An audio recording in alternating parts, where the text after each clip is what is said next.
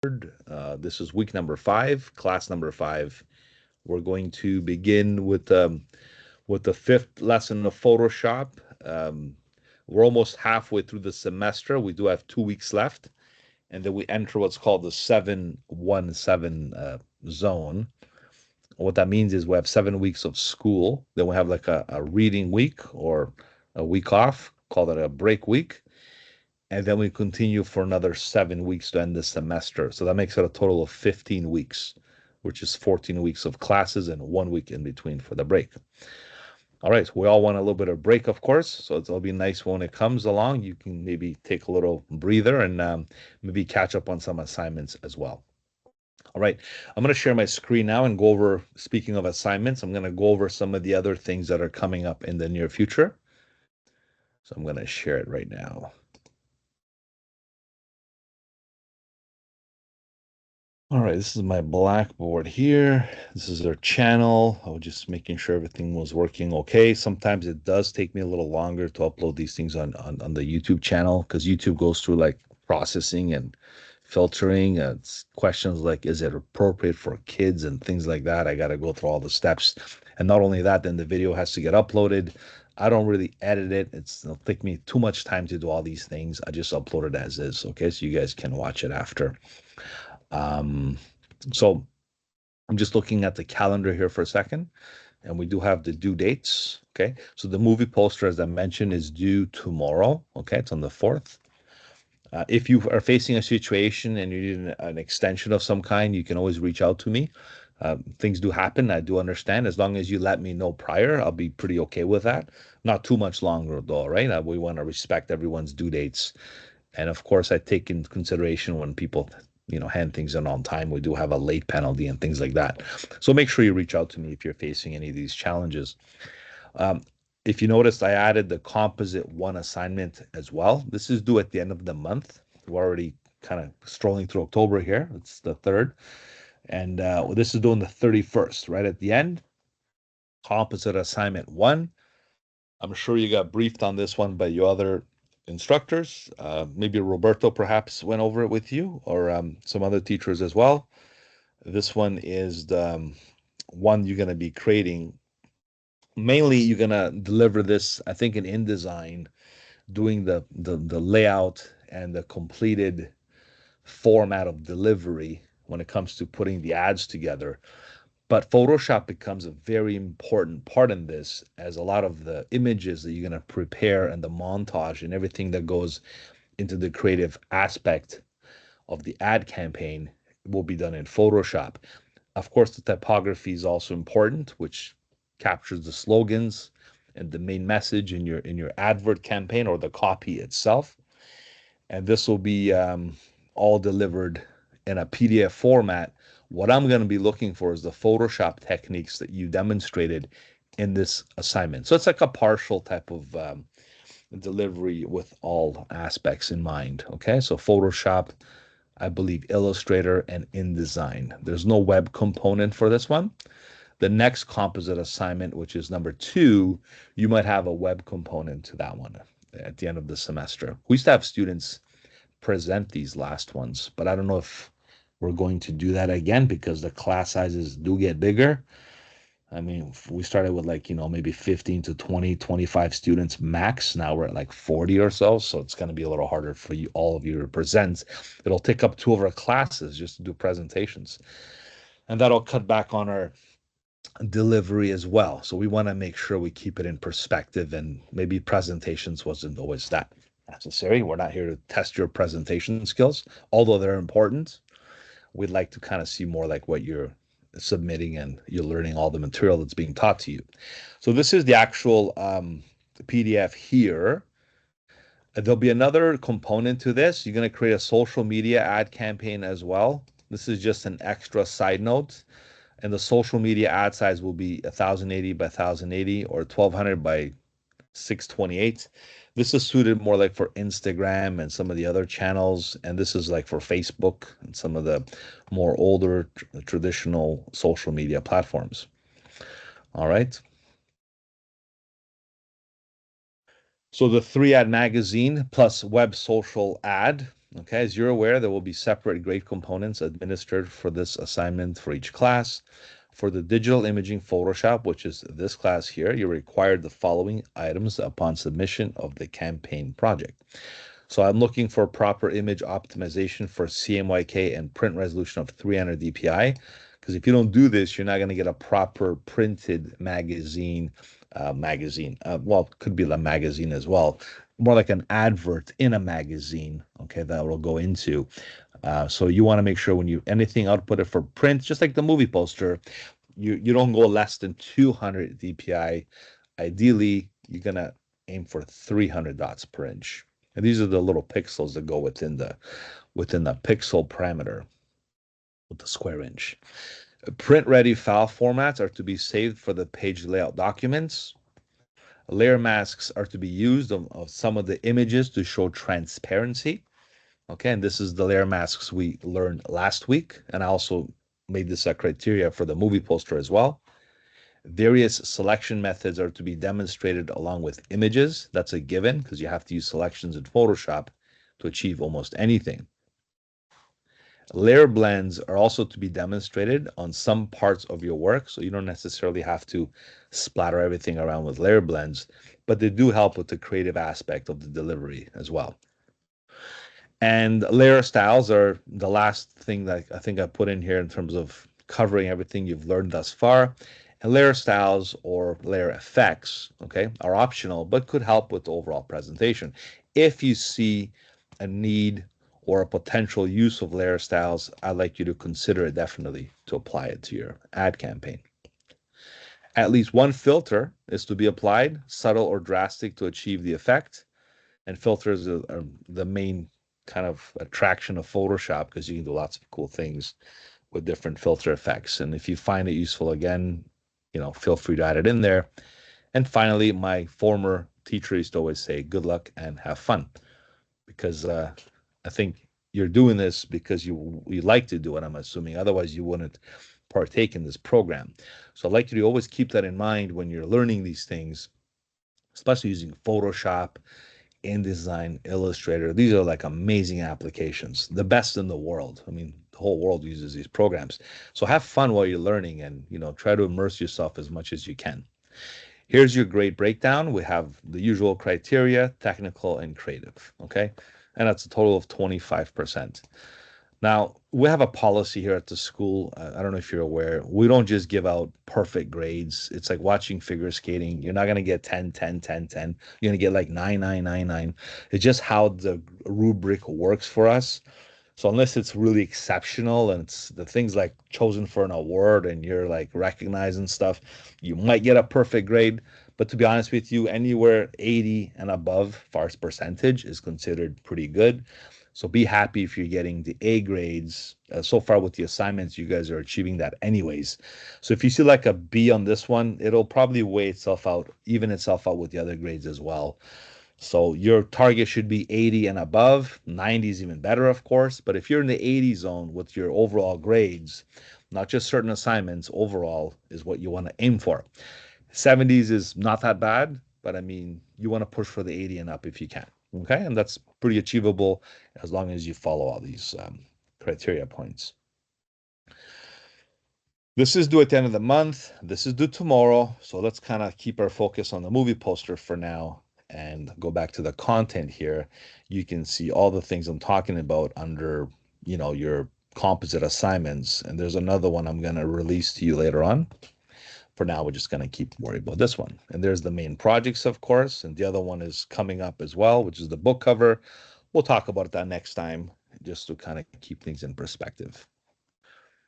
Alrighty. So now we're going to go into the module for today.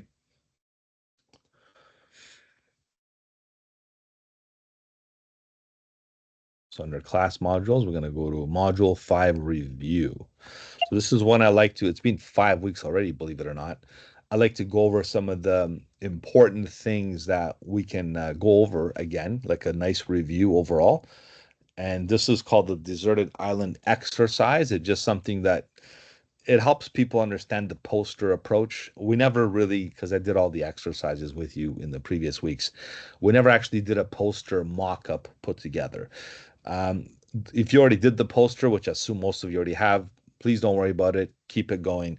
For those of you that maybe still don't grasp the whole notion or the approach of building a poster from scratch, I think it's important that we go over it, whether you did it or you didn't, so you can kind of at least have a chance to kind of reapproach it differently because you still have till tomorrow.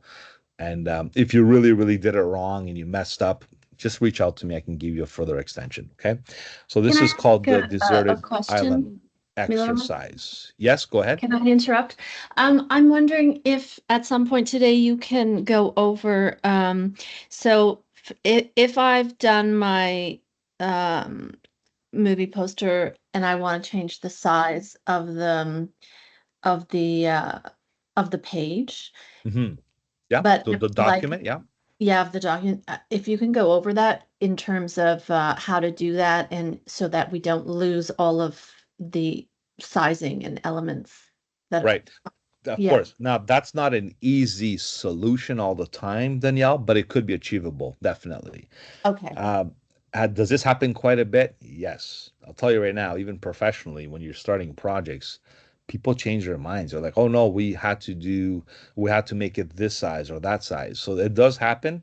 You don't want to go through this. The perfect approach is to start the right size to begin with, so you don't have to mess around with it later Yeah. because then it messes your whole layout too, right? And you're compromising some image quality, image sizes, and other things.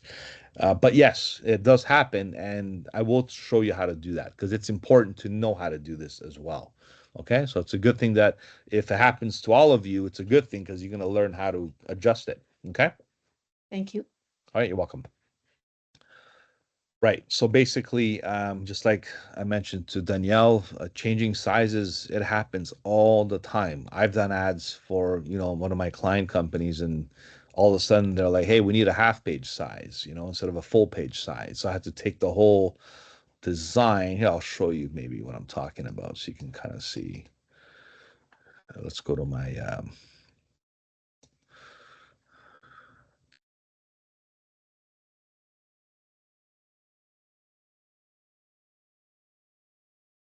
right.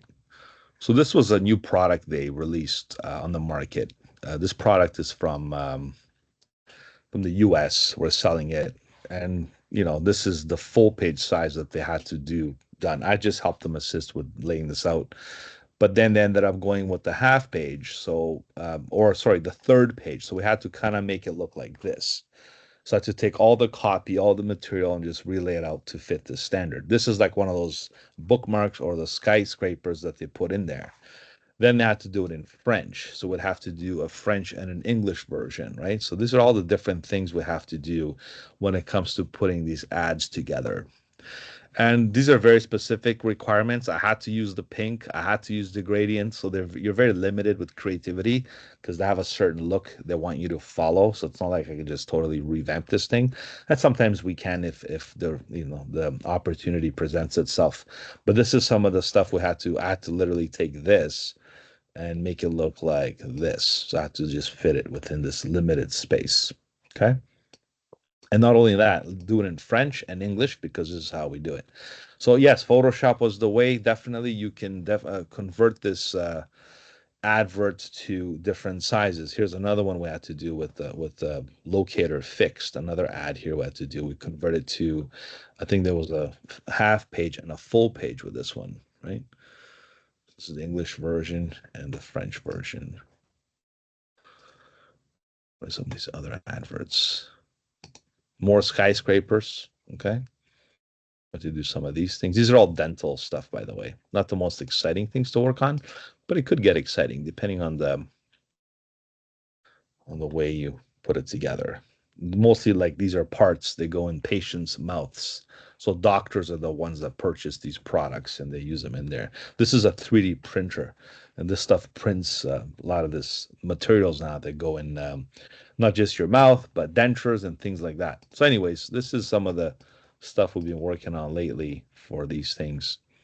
So, yeah, conversion is important because you had to literally convert even this like a square page to like a full ad page. And these are some of the images we had to clip in Photoshop to insert in there, right?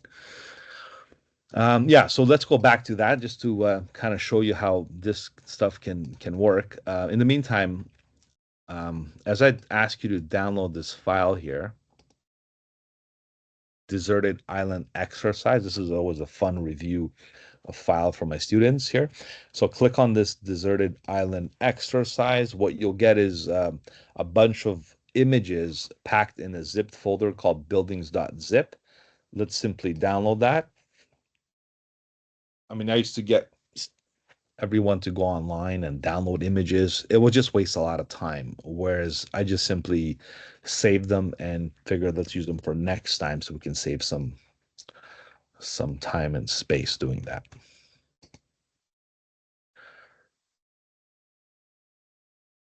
So once you download that buildings.zip file from the island exercise, you can extract it. And these are not just buildings, but they're world famous structures and like towers, main monuments across the world. So you have one of the tallest structures in the world right now. I think it's the Burj Khalifa in Dubai. So we're gonna maybe use that one as the example. We'll have the infamous Eiffel Tower in Paris. We're gonna, if you guys are ready, we'll get the travel tickets ready. We're gonna go for a world trip today, okay, this morning. I'm gonna take you guys all over the world. So we're gonna grab an island. This is gonna be our base that we're gonna build this thing on. We have the Leaning Tower of Pisa right from Italy, and then we have the Egyptian pyramids, and then we have the Statue of Liberty. So we have all the we have the Taj Mahal, okay, from India. And then we have, of course, Toronto, we got the CN Tower as well. So if you had some other buildings, we can create our own island with the very, very infamous structures all over the world and create our own Paradise Island. I think Vegas already attempted this in some parts of Vegas. If you guys ever been, they do have some of these structures kind of remade in a smaller miniature version just to make it more attractive for their visitors. Okay, so we're going to do something special with this, have some fun, and exercise all the techniques we've learned so far. And I'll show you some other things along the way. So it's a very fun, um, impactful exercise. So download these images. Again, it's right over here under the review folder, module 5. There's other things I wanted to go over with you. So after this, I'm going to give you the other exercise that's due um, next week. Okay, so I'll give you another like a little side assignment I want you to work on. So first we're going to let's do this first. Let's go dive into it, have some fun with this, and we'll address the size issue as well. So if I'm creating like a movie poster and I'm creating this movie poster about, I don't know, maybe some kind of a fantasy movie about having all these buildings and like creating like an island and preserving all these structures, some kind of recreation of the world famous buildings in an island or something like that. We'll create some kind of a title, I guess. So to start a movie poster, let's say you have a criteria like the one I gave you for this one here.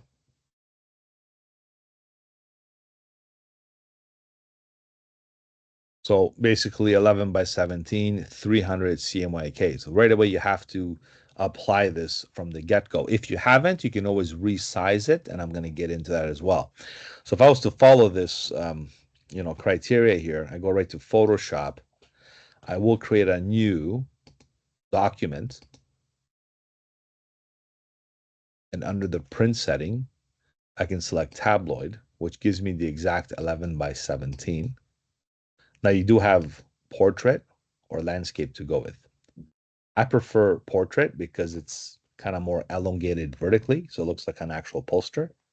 As you see some of these posters on bus stops, terminals, most places, even ads in the magazines have like a more like a vertical portrait format. And this is the landscape is good for like billboards and more like the TV screens, the digital advertising that goes in. So you can pick either one. The equivalence of this dimension fits really nicely on the monitors as well, because in pixels, you're looking like 5K basically. So it's pretty good quality at 300 resolution. If I change the resolution to 72, the pixels still stay the same. So this kind of takes over as a common denominator over that. So this is irrelevant when it comes to pixels. But when you go with inches, see now it switches to 70 and 45 because of this. So what you want to do here is be very careful. Um, Set your resolution first. So if I want to do a 300 dpi resolution, and then I want to make the height or the width, I should say, 11 and the height 17, make sure you predetermine that before you hit the create button. So very important, you do the width and the height or the resolution. Maybe I will do the resolution first, because once you change this, this might alter as well. Okay. So change the resolution, change the width, change the height. Better yet, go from the presets if you like. And then once you make it, double check. Once it's appropriate, let's make sure this is CMYK. If we're printing it, it's better for that. I'll be honest with you, I've printed stuff in RGB before on CMYK. It came out fine. Some of the colors, though, like the magentas, the blues, the greens, don't come out exact. So to get the exact, you know, the exact resemblance of what the cover colors may look like, it's better to stick with the CMYK color mode for printing. And not only that, technically speaking, when you're printing with like large presses and professional printers, it's demanded and required that you give them CMYK quality color mode images. Otherwise, the images, it might even give them an error. If they're using like an old Heidelberg press or something, it might even not even process. So make sure it's CMYK for print, RGB for websites, social media, and screens. Okay, so let's go ahead and do that. So we're going to prep this size to become the movie poster. So here it is, right? And now what you want to do is bring all the images in here to create the actual theme of the movie poster. So we're going to start with File, and we can go Place. Okay, so File, Place is how you bring images in Photoshop. We also did a lot of stuff in the past by copying and pasting, opening. You can do many different ways of approaching it. Embedded over linked, I choose embedded because that was the default place option or placement option in Photoshop. There was no difference between these two. There was only one. The difference between linked and embedded is the file becomes externally linked or connected, which means you can edit it externally and it'll update itself automatically. Now, why is that important? Because it gives you a lot more leverage with maneuverability in terms of editing content, okay, and dynamically updating information, whether it's maybe English or French or backgrounds or images. Also, to minimize the workload on the file size, just Link takes off a lot less workload than bringing everything in here in layers. So I do prefer, however, this you can compromise some stuff. Photoshop is more forgiving because it does capture information in RAM, but in InDesign, if you know already, because it's, you've been working with that program as well. If you're missing your sources in InDesign, it could be detrimental to your overall finish, because then the image becomes lost and all you get is a low resolution rendered preview of the image that was supposed to be linked. So be careful when you're linking images in InDesign, even your websites. You're doing a website, same thing. The images support your HTML code. If the image is not there, it'll look like it's broken. Okay? And broken images give you, bad results because it looks like a little thumbnail of a missing image. So to avoid all this in Photoshop, I much more prefer the embedded option, although I like them equally both for both purposes. Let's stick with this one for now, and later on as we embark in other journeys and working with other assignments and exercises, I will show you how this can be beneficial as well. So let's go with place embedded. Can I ask a quick question? Sure. Can I just drag and drop images onto my? Yeah, yes, you can. Absolutely. Okay. Absolutely, you can drag and draw images. Here, let me I'll just have an image here that I used in yesterday's class. This is an IVF file. Oh, it opened up here. This is the UI kit we're working on in the other class.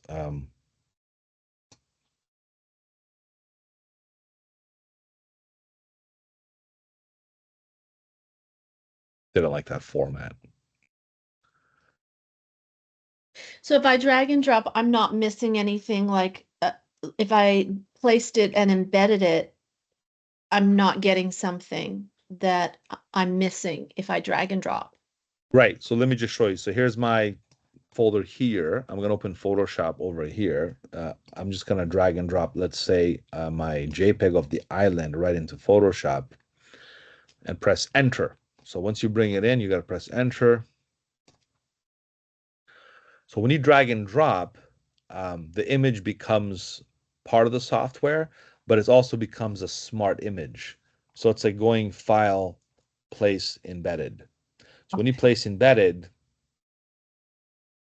you have a lot more control in terms of navigation, basically. So to answer your question, drag and drop is the same thing, okay? But if you go to buildings and I select, let's say, one of these other images, you know, right? So they're all the same. This is called a smart object. A smart object means Photoshop retains the original pixel information of the image. Therefore, if you resize it back and forth, it'll retain that information. If it's rendered, it won't retain it. So why should you not render the image and why should you render it? Well, there's different reasons. If you want to edit the image, you should rasterize it. So then it's rendered for you to edit. However, it's non-scalable, which means you shouldn't scale it back and forth. Now, technically, you're not going to go scale images bigger, smaller, like, like I'm doing it right now. But if you are going to do it from different, creative reasons, then you should keep it maybe more like a smart object. This icon means it's a smart object. And I'll get into that in a moment, okay? So let me just delete this one here. I just answered the question there of dragging things in. Yeah, that works too. So does file, place, embedded. If you do linked, just since we're on the topic of this, right? So this now, I'm going to place it here, right? So it has this little link icon, right, which means the image is linked. So if I do anything externally with this image, if you double click on it, it opens it up as a separate source. See? Because it's the linked file of this JPEG. If I was to change, let's say, the background,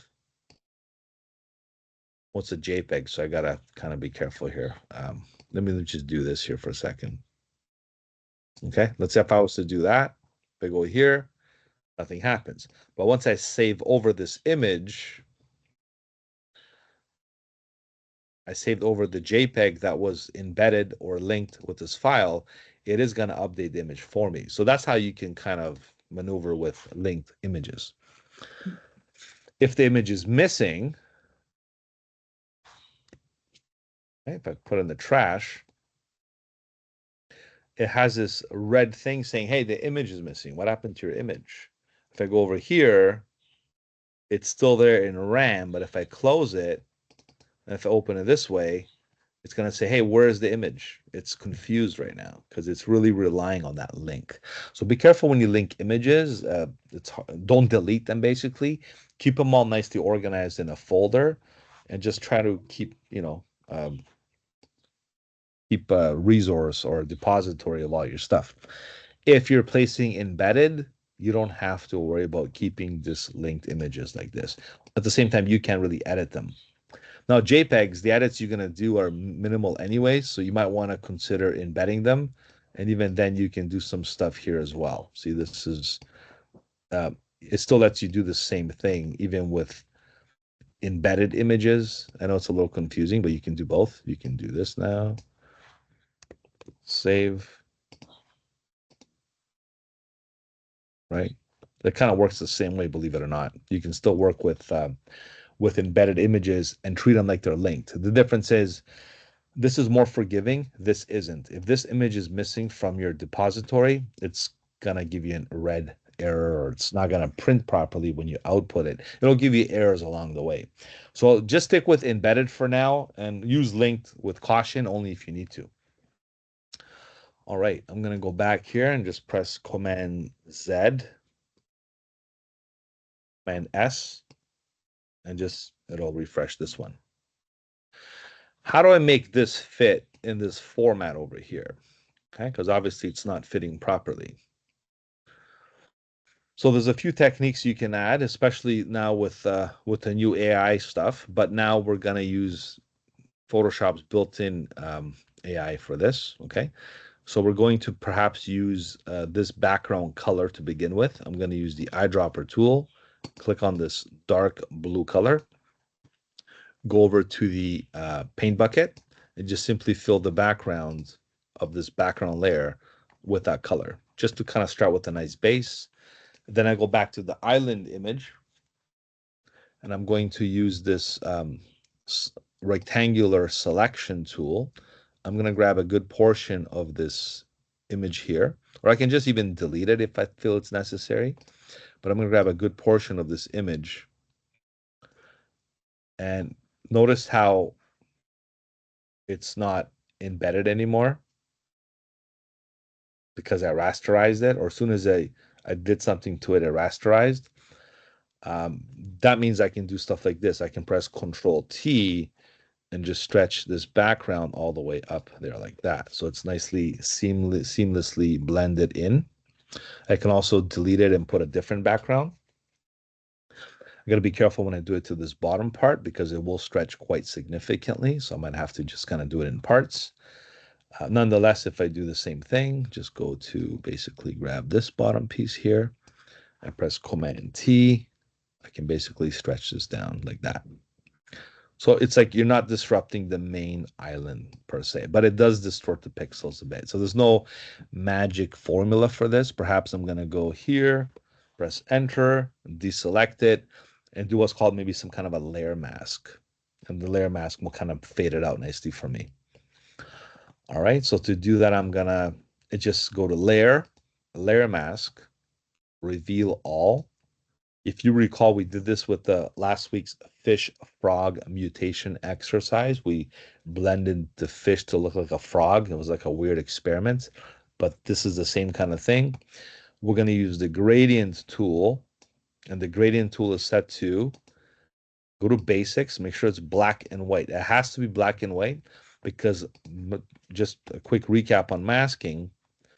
Remember, black hides. If you press X, white reveals.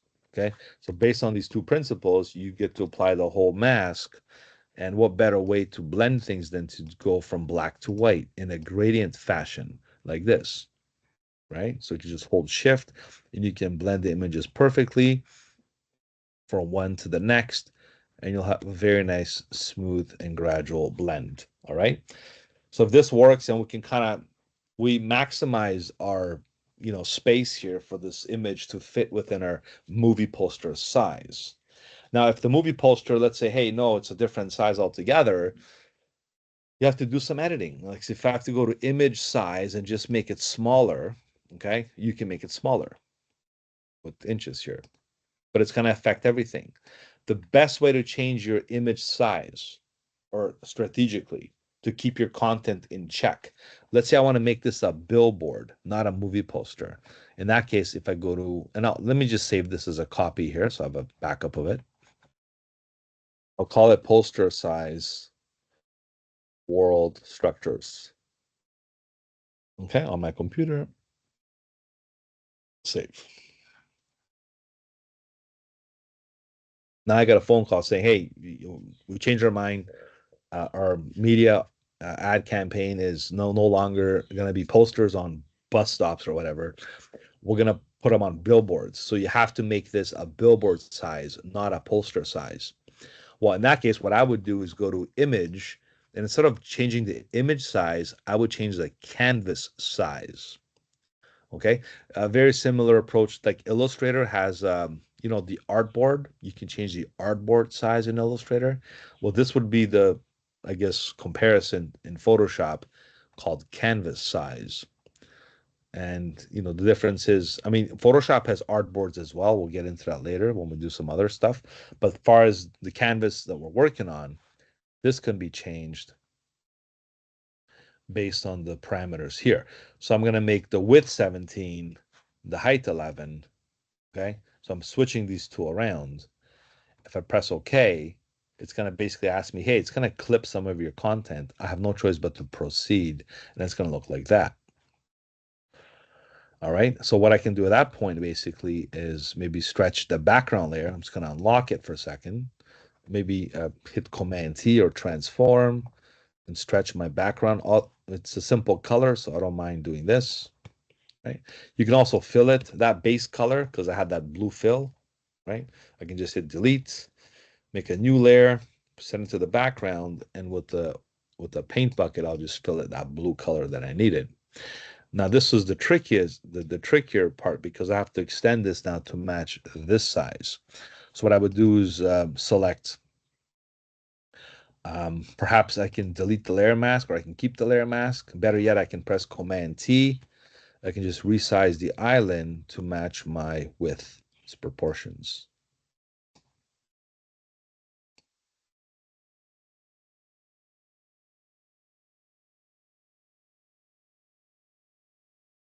So you have no choice but to crop the photo, or you can make it smaller or bigger, whichever way you prefer, to match your design expectations. Okay. And if the edges look a little too, you know, noticeable, so it has a strong, I'm just going to delete the layer mask for now. Delete the layer mask. And you can see the edges now, they're a little more noticeable on each side. You can blend those out or you can stretch them. I mean, there's a lot of little techniques you can pull off. Let me show you my favorite one. This might work actually. Just grab the edge over here, move it over with the arrow keys to the right, hit Command T, and just transform it over. Okay, you can just transform it over a bit, hit enter and deselect. You could actually go ahead and replace those pixels. I don't know if it'll work on this side because it's capturing like the land a little bit. So I might have to be careful. Perhaps I could have grabbed this piece. Okay, I can copy and paste it, move it over to the other side, and just simply flip this over. Now the water doesn't match with the same concept, so you got to be careful whether you blend this or not. There's a different way of approaching it. So let's just try perhaps doing the stretch routine.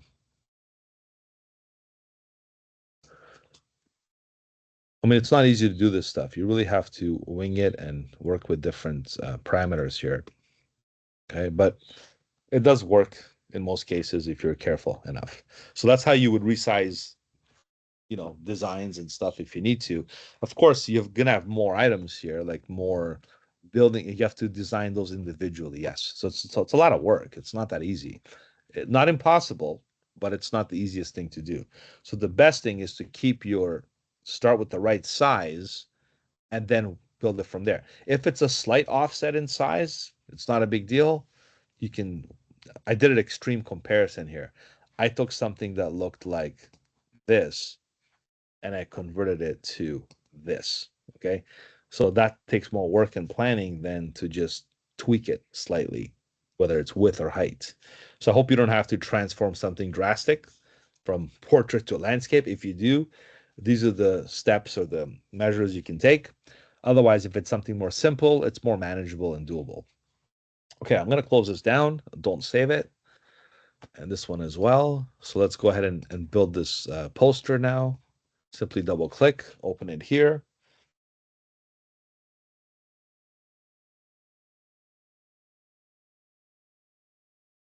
It looks like I have some kind of a border there. I'll leave it alone for now. I can always stretch it to the edges if I need to. Also, that presents the opportunity for a bleed.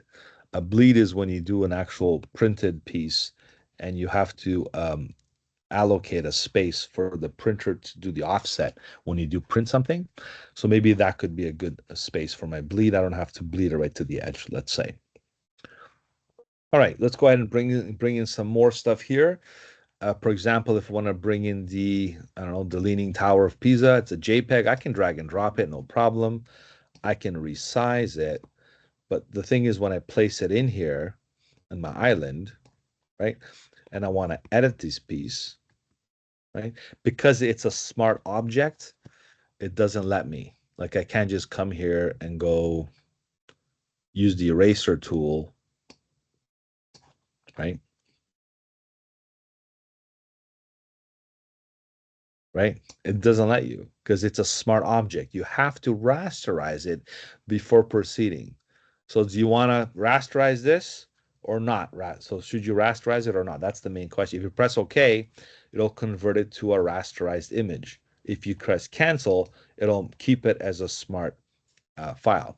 I don't want to say vector because it's not, but let's compare it to a vector program like Illustrator. Illustrator is non-destructive. That means those vector files and logos that you're making in Illustrator, you can scale them any size, anytime. They won't destroy at all because they're made of vector data information, which is anchor points, nodes, and those kind of things, anchor handles.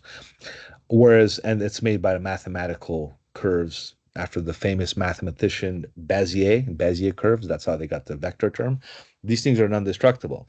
Photoshop has a way to preserve non-destructive ability with images by having this, but it doesn't let you, edit it. So whether, there's pros and cons to this, you can leave it alone, or if you want to edit it, then you have to rasterize it. But then when you do that, you can't scale it back and forth, smaller and bigger, because it's gonna get destroyed. Okay.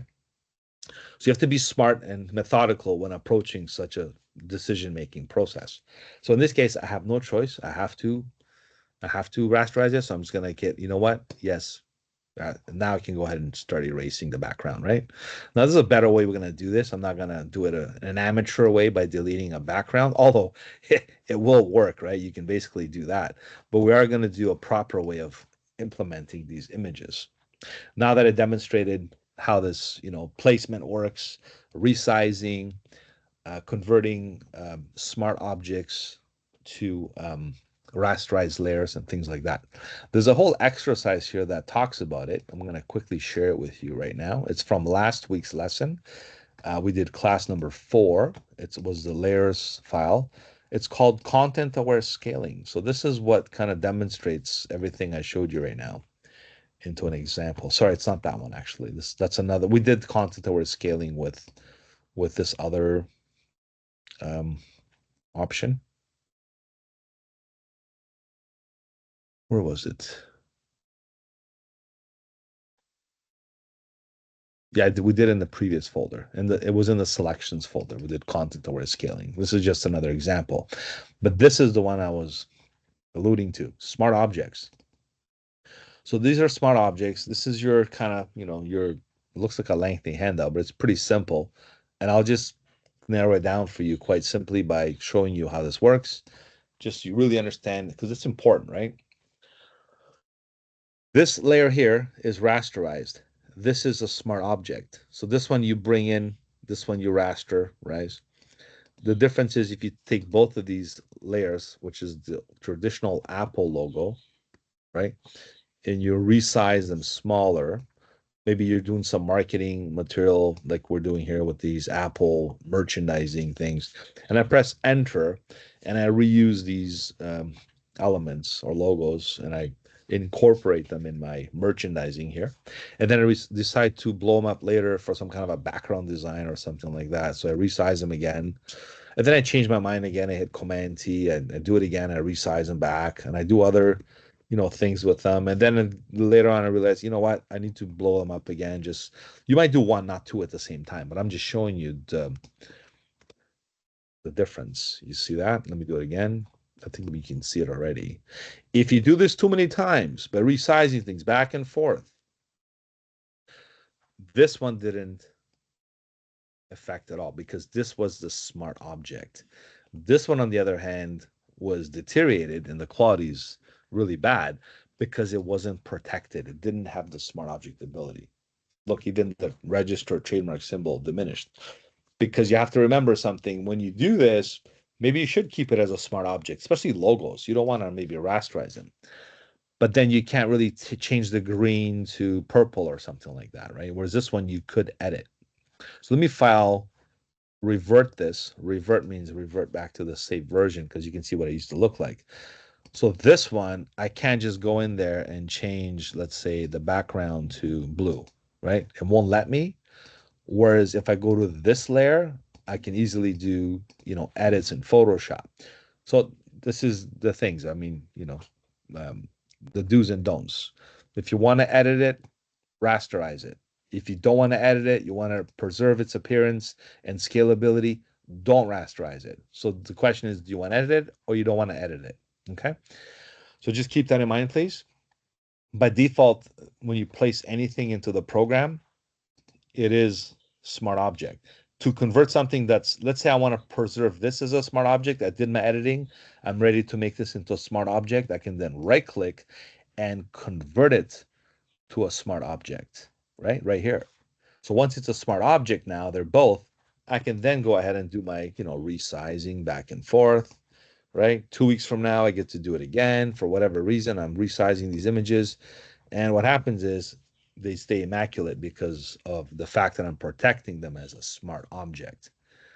Very important, okay? Not kind of technical if you think about it, but I want you to remember that. Okay, so that's more like an in-depth example of how this stuff works. It's sort of me demonstrating it just by this island exercise. The other one here that I wanted to focus on is the image size. That's also important. This is called high res. This is called low res. The difference is the pixels, and you can see here how the pixels play a key role with each size, right? And this just gives you a basic resolution. So let me open both of these in Photoshop, and another way you can visually see which one is which. So there's two, right? This one obviously is at 33. I mean, which one's bigger, first of all, this one or that one? This one obviously looks bigger, but look at this is what you have to look at.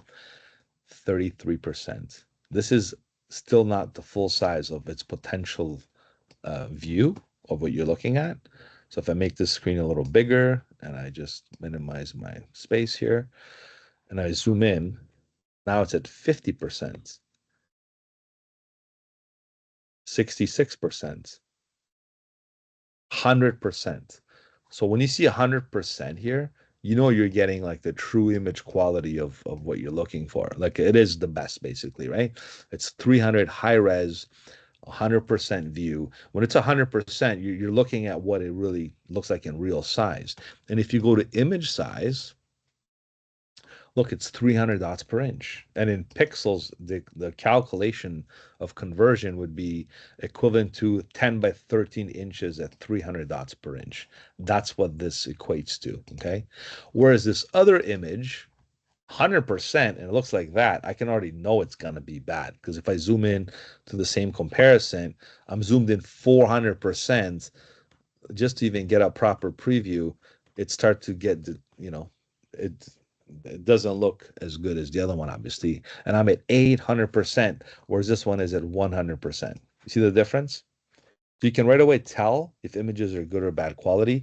Another way to tell is if you go to image size and you can inspect it this way. Look at this, 30 instead of 300, right? So it's missing a zero. That's it's like 900% less, right? So if I go to add another zero, say, well, just add a zero. What's the big deal? Well, it doesn't matter how intelligent computers get and AI and all this stuff. You can't recreate pixels that don't exist.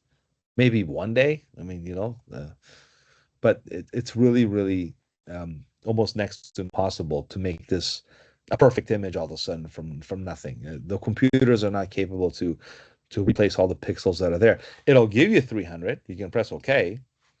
It's fine. It's the same thing now, but the quality is no better than this one. It can't be because this is the real 300. This is the fake three. We converted this to 300.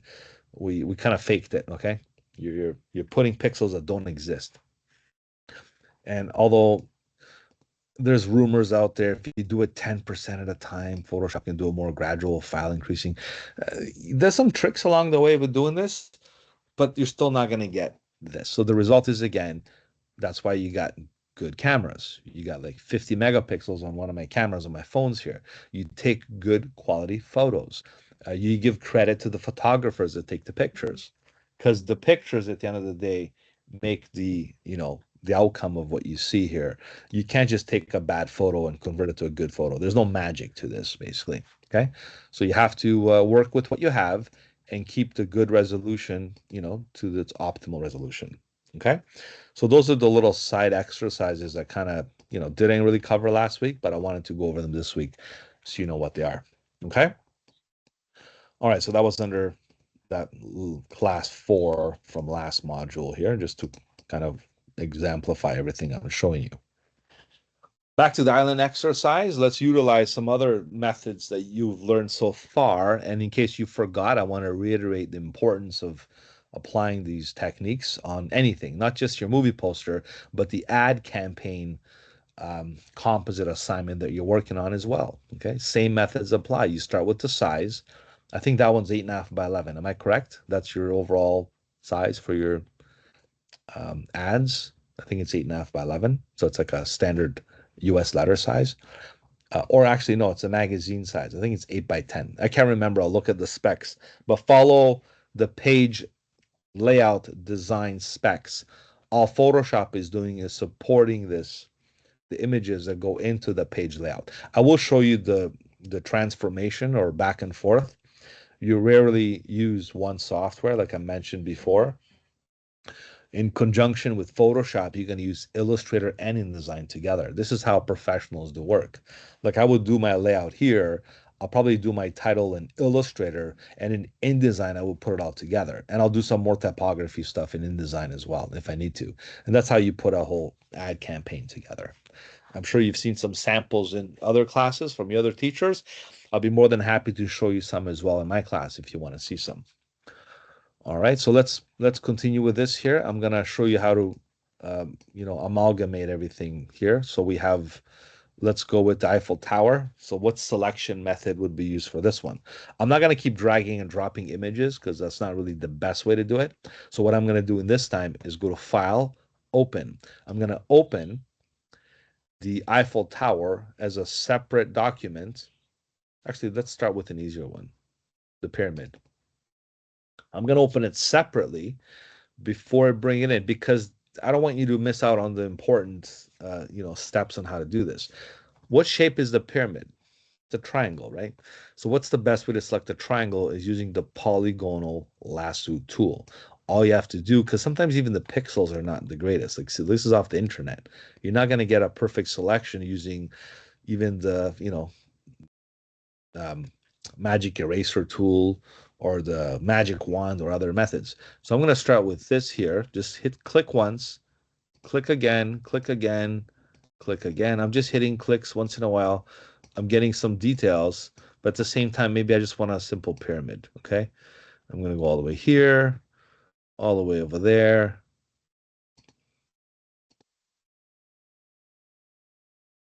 I'm just clicking at different points. Could have used the magnetic tool as well? Probably. But I want to show you a more simple solution, especially if it's like a simple structure. If it's like one of those other forms of pyramids, then yeah. So there you go. Just click, click, click, click, and there's your selection. You hit copy, and you go back to your island. You always go to the move tool before you paste. And once you paste, there's your there's your structure right there. I'm going to hit Command or Control T just to resize it smaller. I'm going to put it right exactly where it's supposed to be. Right around that corner there is fine. All right, so that's already done. Simply selection. The selection process was used on this one. Copy and paste was the technique. So I'm going to close this one down and do the next one. Same approach. I'm going to open up another image. Let's do the CN Tower next. Open it in Photoshop. Most images you get online, they're JPEGs, or most images you capture on your phone camera are probably JPEGs as well. PNGs, JPEGs are easy to work with. Just make sure the quality's half decent. With this one, I'll use a different approach. I'm going to use the crop tool because I don't want these other buildings that are there. I'm going to crop this as close as I want, or I can, maybe something like that. I'll even take out the water, and I'm just going to go with this option here.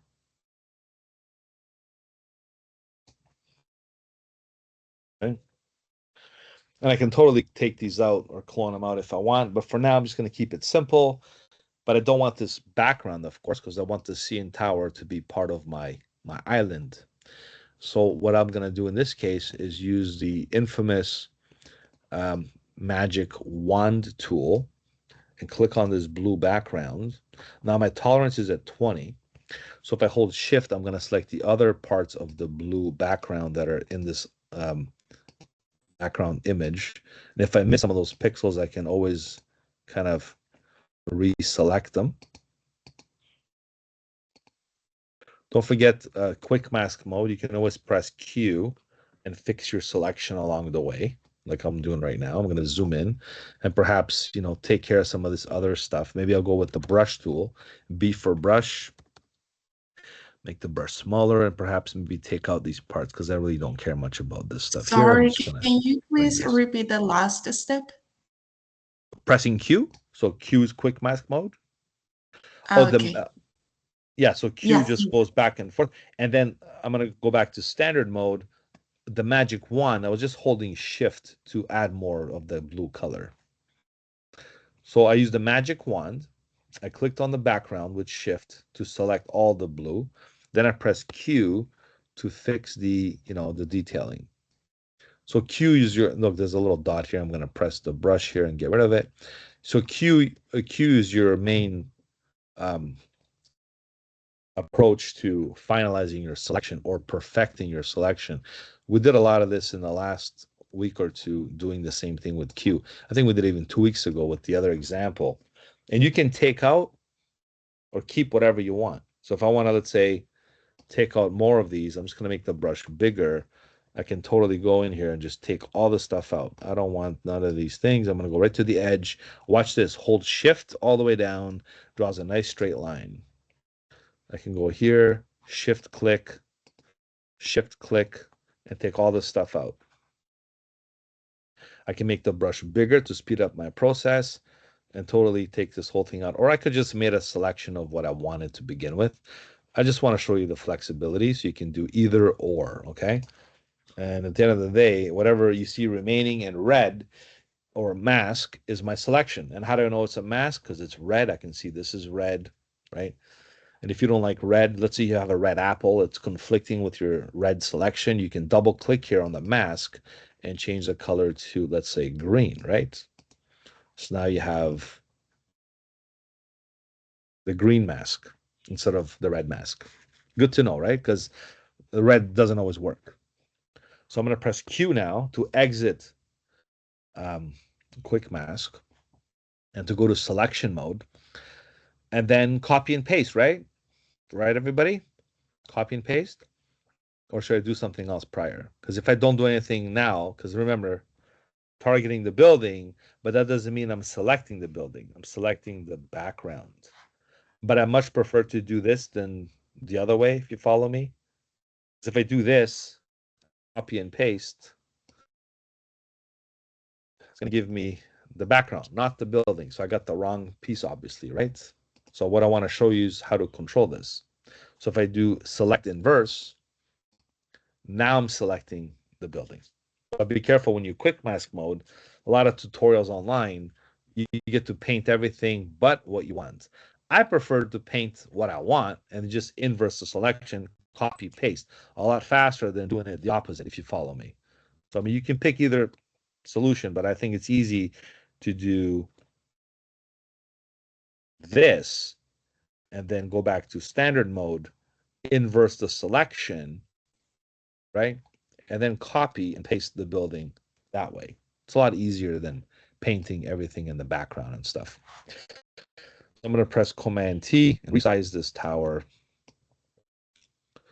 Put it right here. We'll put it right in the center. There we go, because we're in Toronto. And there's the building, or the CN Tower, I should say. All right, let's go back again. Close this one down. So this whole approach I took, and none of them are smart objects because I copied and pasted them. This was opening documents separately, extracting the selections of the pixels we wanted, and pasting them onto our collage. This works really well. You can do the whole assembly doing the same method. Okay. Other methods include placing them and getting rid of the other pixels as well. Let me just do another example here with the Eiffel Tower. Other selection tools. So you open it separately, and then you bring it in. For this one, let's fix up the color a bit. I'm gonna go directly and do it on the layer as opposed to the adjustment layers, right? Because we can always go brightness and contrast and just fix it this way.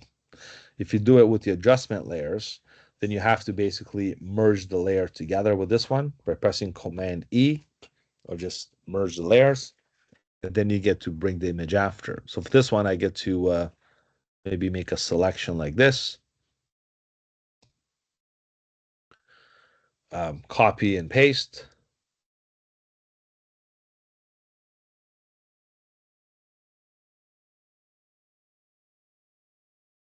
Then you can get rid of the background layer if you like.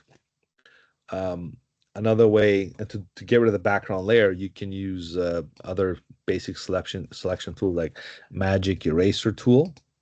Okay, but this one is a little tricky because you might not get the whole thing. So just be careful how you go about executing this one.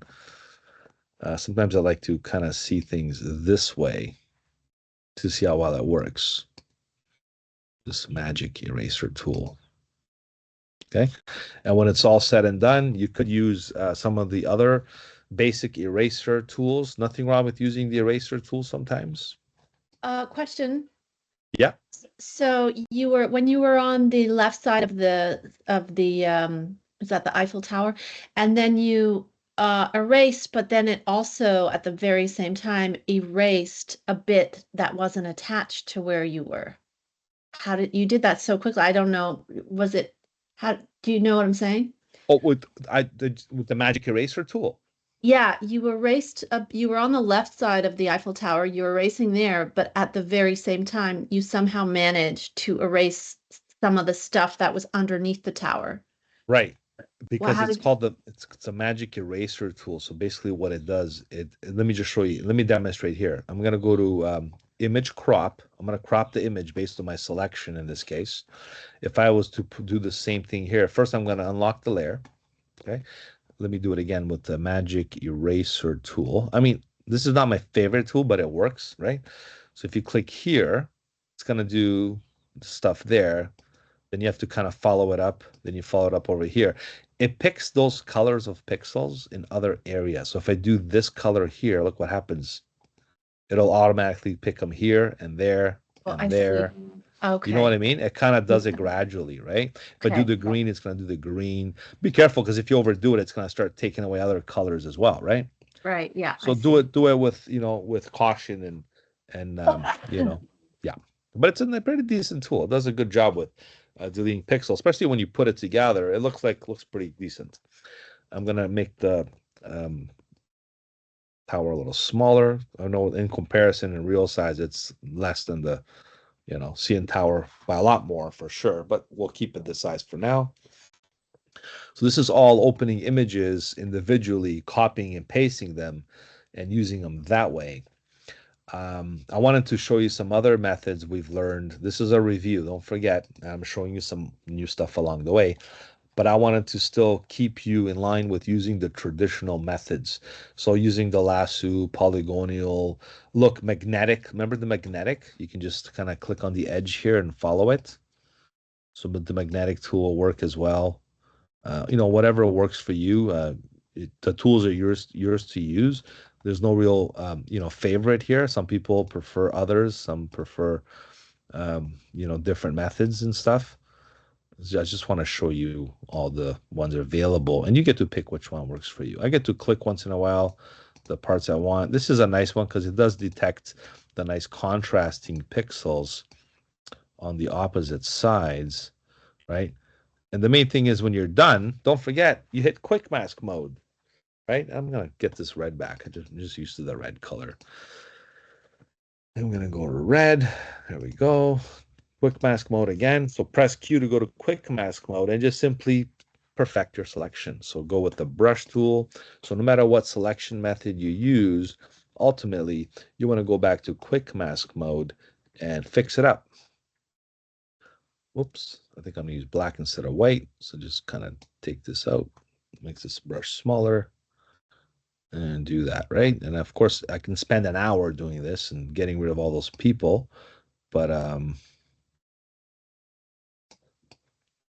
sometimes I'll just do that, right? And you can get the little details in there back and forth. Now, I don't want this part to go missing, so I'll press X again, and just to preserve those pixels back to what I want to have.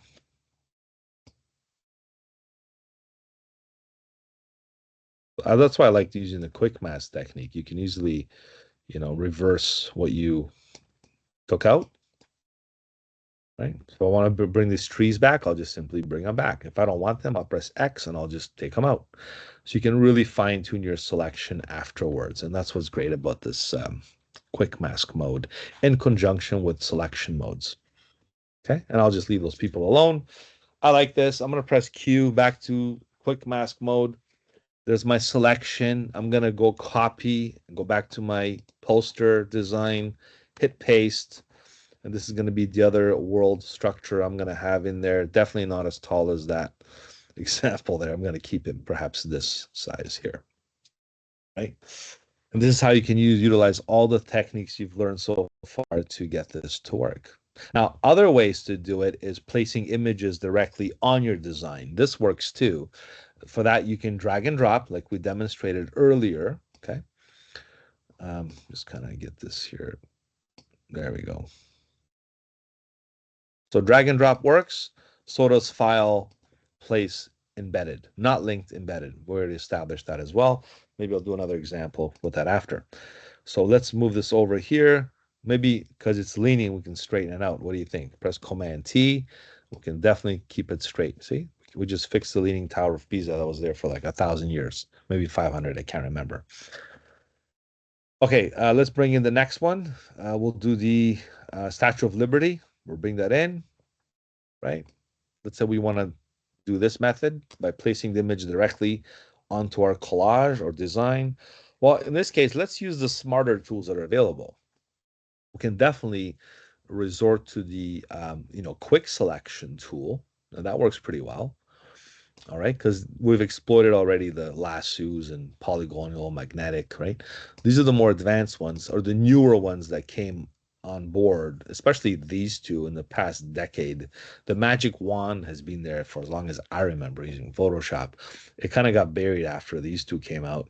The quick selection tools, pretty impressive because it basically does this. You can just click and drag. Whoops. Deselect again.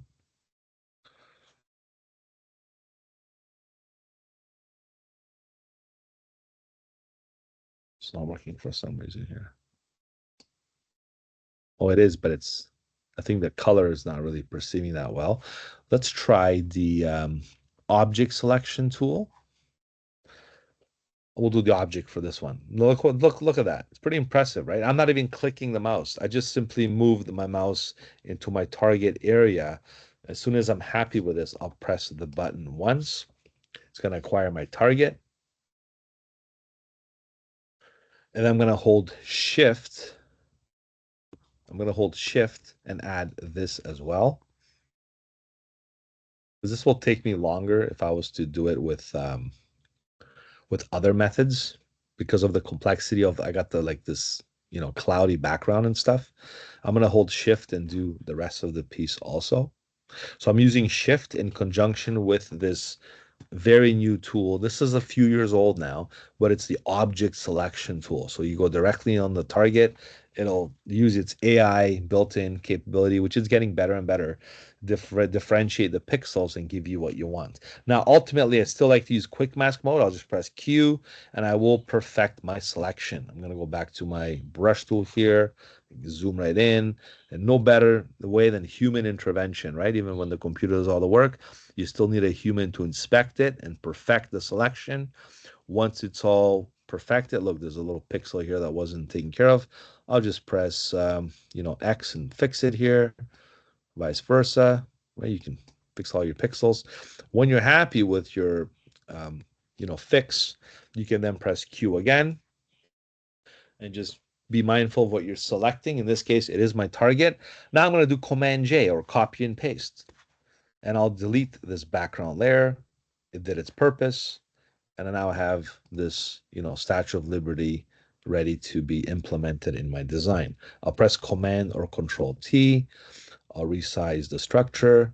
And I'm going to put it right over here. Right? Milorad, Yes. so for the movie poster, do you want to see where our stuff has come from so that do we save the background for you or just delete that and you see what I'm saying? No, you can delete. Some students have shown me in the past. I'll be honest with you. I can tell by your layers what you did. I can look at your layers and stuff. There's no way on the internet you can get everything that's transparent or whatever source you used. So I can see all the selection methods that you implemented. I don't know how you probably did it. I can't guess whether you used the lasso or whatever. But as long as you show me enough layers that you've worked on, and of course I should name these, eh? Like I would call this Statue of Liberty, Leaning Yeah. Tower. But with your layers and layer masks and all the things you've done, I can tell what you did. So you don't really have to go to that extent, okay? Okay. Right. Thank you. What other students have done is referenced images. Hey, this image came from this resource and stuff like that. So image citation is important, and it's a legal obligation as well. I know we're having fun with this. It's a project. You're not going to get in trouble by using images, copyright even and stuff. But once you publish something in the real world and it's a professional piece, then you're subject to legal obligations and responsibility to use stuff that's copyrighted, whether it's images and other things as well. So be mindful of that. For now, I'm not going to get into the legal side of things. My job is to teach you Photoshop, but also to keep you informed with some of the rules out there as well. So yeah, for projects, you can kind of get away with images. That's why there's like Unsplash and Pixabay and Pexels, other websites you can use for images that are royalty free. And just make sure you check in with the photographers and maybe give them credit or like their Instagram page, whatever it is that they require of you. Sometimes you purchase images for a very low price. I've done a lot of that in the past with the stock photo. Like Getty images, for example, very expensive, but some of the images are really good there you can use. So yeah, cite your images, tell me where you got them from. Maybe you can write a little quick, like a little note when you hand in your projects. There's an area you can type stuff. You can tell me there or attach a Word document if you want. Okay. So I'm not going to get too picky about this, but just to be mindful of using your resources properly. All right, I really want to show you this, quick selection tool. So I'm gonna probably use it with the Taj Mahal. Okay, so I'm gonna go ahead and open that one. Open with Photoshop again. I'm gonna zoom in. I'm gonna use because we use this one already. We use the magic wand. We've used all the tools so far and quick mask. Let's go to the quick selection tool. Oh, look, it's an index. That means it's off the internet, and the index color palette means it's only 256. This is a problem that I get students face a lot, and they're like, "What do I do? I can't really do anything." Because Photoshop doesn't let you do anything. You can make a selection, that's about it. So how do you fix this locked mechanism? Because even if you want to, well, you can paint the image, but it's going to give you index colors. Notice how it's blue and it's painting gray.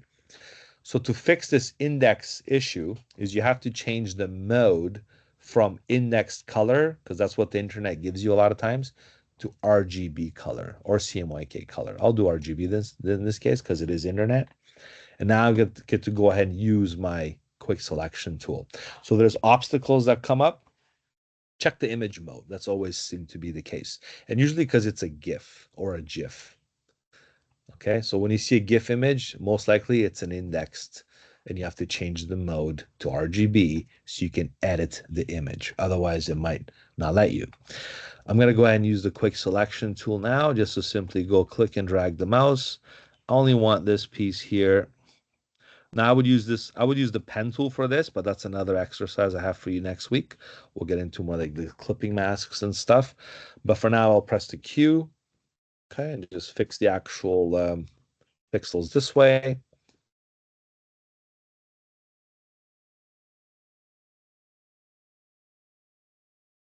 With the brush tool, you can take out the pixels that you don't want.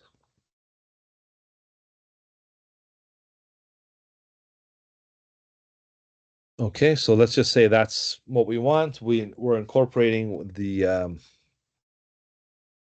quick selection tool with the quick mask. Maybe I will get this dome here. If I want to get the details, yes, this is what Quick Mask does really well. You could definitely go in there and grab all these little details. It's all a bunch of pixels, really. So just be careful how you go about doing this, because then you can always go back and forth. See, the thing is, a lot of these images are not going to be the best quality, so you have to do your own touch-ups. Okay, you have to do your own touch-ups to clean these images up. And there's better ways. Like this one, I would use professionally. I would use the pen tool, trace the Taj Mahal because it's very geometrically, it's an architecture piece. So I would trace it with the pen tool, and I would then make a clipping mask and copy and paste that path into a selection and bring it in that way. But that's another lesson of its own. So I'll get into that another time. We'll use a different example than the Taj Mahal, but the same type of comparison. You would make a selection, quick mask mode, copy, go back to your layer and paste the image.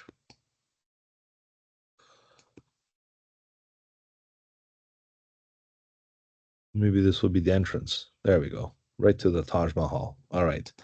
Then we have the Eiffel Tower. I mean, the CN Tower here. And right. So then we have a title here. Let's say this is your project for maybe you're doing something about the environment. You're doing an ad about the environment, that the world's getting smaller because we're running out of land and forest fires, maybe pollution. And the world is getting smaller with technology. I mean, we're connected. 100 years ago, we didn't have the connection we have right now with the rest of the world, not just the internet, but everything, right? Especially the internet. So the world is getting smaller. If that's your message in some way, positive or negative, this could be like an ad campaign. This would be your Photoshop montage that you're using. Let's put an image blend somewhere as well. Maybe I'll utilize maybe another design for an image here. Tell you what, I'll get a picture of the globe. I'll get a picture of the Earth. And this would be the message that we're kind of trying to capture here. Let's see if I can grab, will this fit? Sure, this will work. So right click, save image as, and I would go to like for this one, look, Shutterstock. Like you can go to these websites and get the real nice picture as well. Okay, let's go to the desktop. Let's save this into my buildings folder.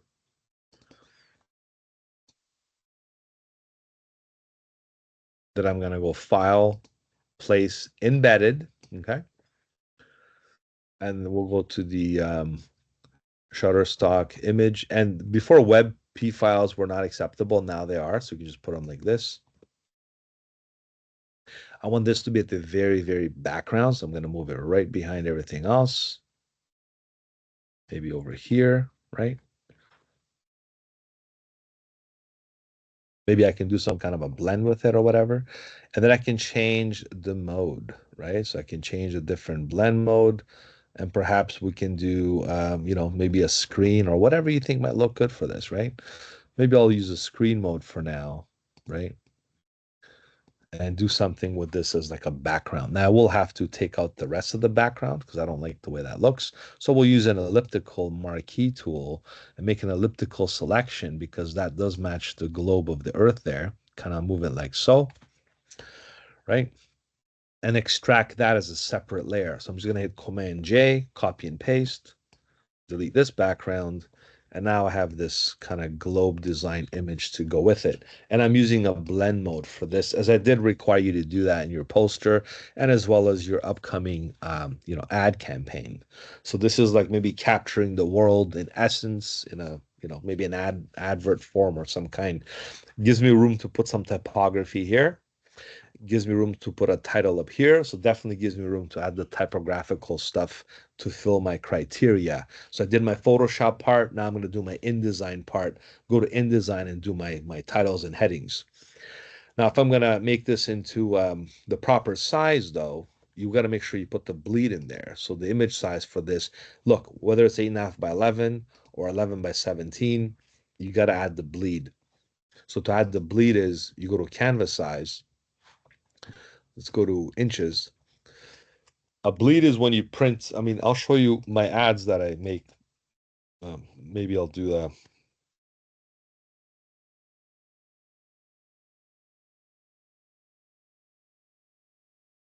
Resin's ad. Here's a Resin's ad. So this is put in InDesign. These are the bleed marks and the crop marks that you see on the edges. So this is how we have the image. Well, this has a white background. Maybe I'll show you something more with a different background here.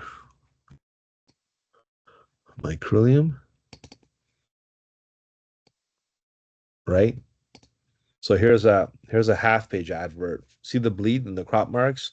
So they're gonna cut the actual image like that. So if you produce these bleed marks and crop marks, you're going to have to put that in InDesign or Illustrator. Photoshop does not do this.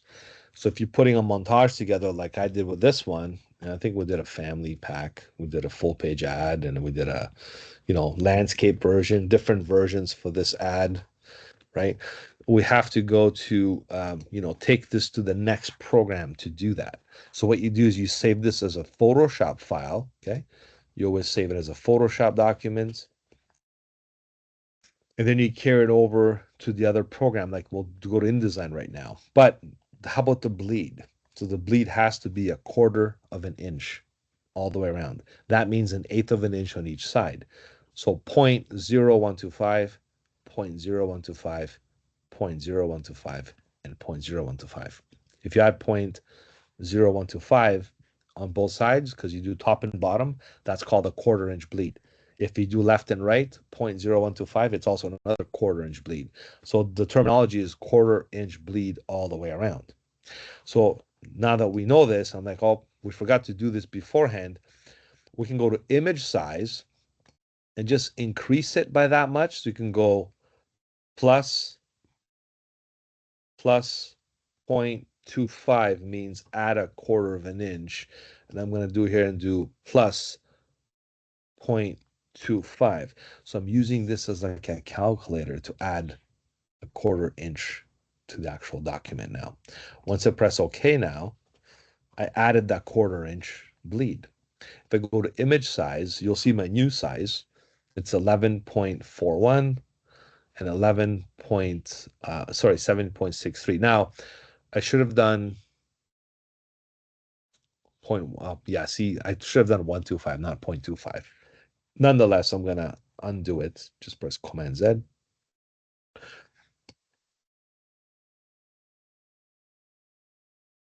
Plus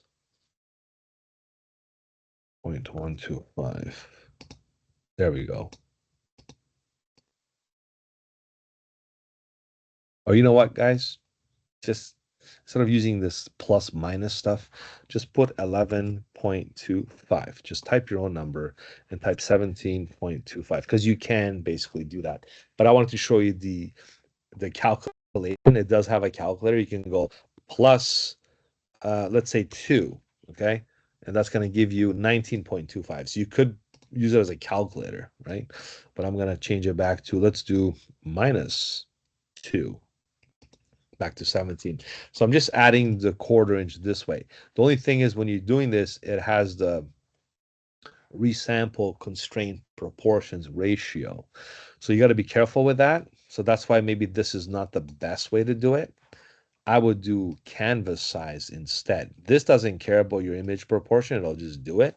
So here I would do inches, and here I would put 0.25 and 17.25. I would do it this way. Now it's going to give me an extra added space for the bleed. And considering that, I'm going to make sure I go back to my background layer, unlock it, hit Command T, and make sure the background exceeds my edges because I don't want any white space. And printers, if you notice your home printer, it always gives you a white border.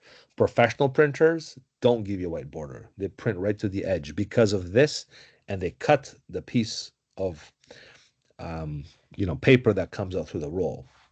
I'm going to go back to the island as well, hit Command T, and just resize it this way also.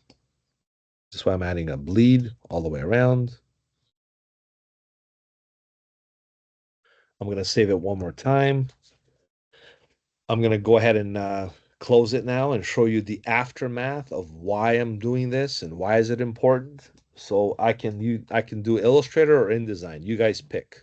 Okay, let's get some involvement with the crowd here.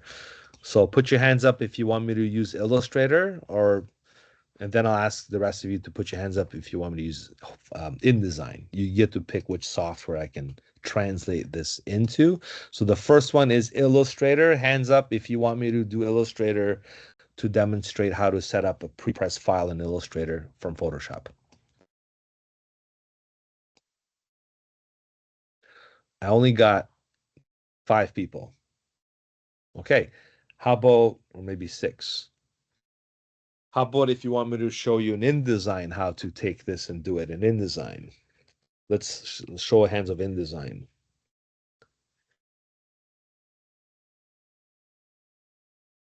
But the rest of you don't have a preference? I need you to pick one, please. So if you didn't pick one, pick one. Should I do it again? Okay, InDesign, hands up.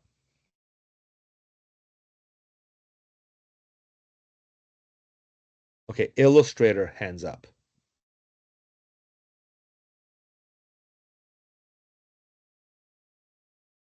Okay, I'm getting more Illustrator. Tell you what, how about I do both, okay? I'll just do both really quickly. Go ahead. Yeah, I'm gonna do both really quickly. It's not a big process. I want to show you actually I'll be honest with you, this is like very important. So otherwise I wouldn't waste time showing you how to do this. It's outside of Photoshop, but you should know how to do this because the purpose of using Photoshop is to get a finished product. And the finished product would be, let's say, a movie poster. So I'm gonna go to Illustrator right now and do the Illustrator part of this and then show you the InDesign part of it.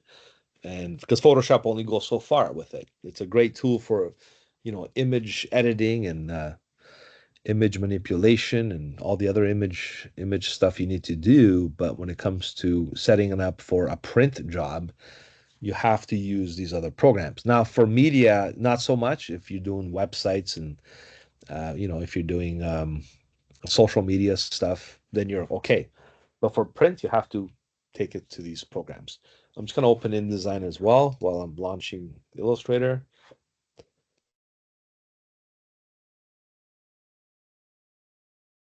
So here I'm going to create a new file. See that? A new file I'm going to create right now. And the new file is going to be matching my dimensions that I'm creating a movie poster. For the reason of that, I'm going to make it 17. I'm going to go to print actually, because there's a preset in Illustrator as well. I'm going to go to print and we're going to go to, where's tabloid? There's tabloid. But we're going to change it to inches because it's 11 by 17, right? Now, what Illustrator has that Photoshop doesn't have is your bleed. So here's the bleed. I'm going to go up to 0.125. This is a standard bleed size for most, I would say 90% of the documents. If you do large format printing, like I do at trade shows and other things, events that I'm doing right now for this fall, is I don't put a bleed. Sometimes they don't want to bleed because the thing's so big, the offset doesn't matter. And some of them do require a bleed, and you do a 1/4 inch bleed. But 90% of the time, if not more, this is your bleed. So 0.125 top, 0.125 bottom. If you add these two numbers, 12.5 and 12.5 is 0.25 basically. Same as the left and the right. So just remember that, 0.125, hit the create button. And now Illustrator created a document for me with this red bleed, as you can see, for the marks to be executed for me to print this in a professional setting. So what I'm going to do next is basically go to File. I'm going to go Place. I'm going to go back to the desktop here under my buildings. I'm looking for my Photoshop documents. Yes. Now I can also link that or unlink it. Illustrator has a very unique way. By default, I think it's linked, which you should keep it linked because if you do some editing, Illustrator will automatically update the file. So therefore, let's keep it linked. Let's hit place. Let's hit right in the corner here. And it's going to be perfect because I made it to be the same size. Now, what's great about Illustrator and Photoshop combined is you can embed it. Embed it means no longer keep it as a link, keep it part of the file, but the file becomes drastically increased and heavy in file size. Whereas if you keep it linked, it's lighter to work with and you can edit it in Photoshop. So if you go to edit in Photoshop, you can do changes here. It'll automatically apply the changes over here. It's like connecting InDesign and Photoshop. Same thing you can do with Illustrator and Photoshop. So let's just say I want to put a different blend mode for this. Maybe I want to do perhaps a hard light instead, right? As soon as I save it and I go back to Illustrator, it's going to update my file. If it doesn't update it automatically, it's because you might have to go over here and tell it so. Let me go to the links for a second here, right? So if I hit this little, it's called update link button, it's going to update my link. Sometimes it does it automatically. I don't know why it didn't do it this time. In case it doesn't do it, just look for the links tab in Illustrator and you can definitely update the file. Other things you can do once you're, say, you know what, I'm happy with this. I want to embed the file. Watch this. When you embed the file, what you can do is you can convert layers to objects. How cool is that? That means you can edit the layers in Illustrator. Now, not that you want to do this, but some people want to keep things separate. You might want to do a rearrangement of your maybe, architecture and all that stuff. Or you might want to just keep it flat and not worry about it, right? Let me convert the layers to object because that's a pretty cool feature.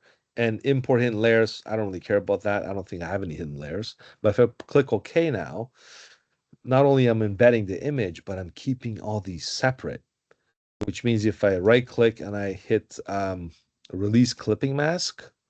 So clipping mask is how Illustrator encapsulates everything within its visible space, like a document or a window. It's like a clipping mask, right? I don't know if you guys know clipping masks, but here, let's quickly show you here. So, I'll do a circle, right? So if I want everything to be visible through this circle, I can select everything and the circle and make it a clipping mask. And that's what a clipping mask is. It's a cool way you can utilize an Illustrator. So when you bring something in from Photoshop and it's a clipping mask, it's because it's grouped already. So now you can basically take this whole thing apart and use Illustrator as your design tool. Pretty cool stuff. So you can kind of start in Photoshop and end in Illustrator, right? Right.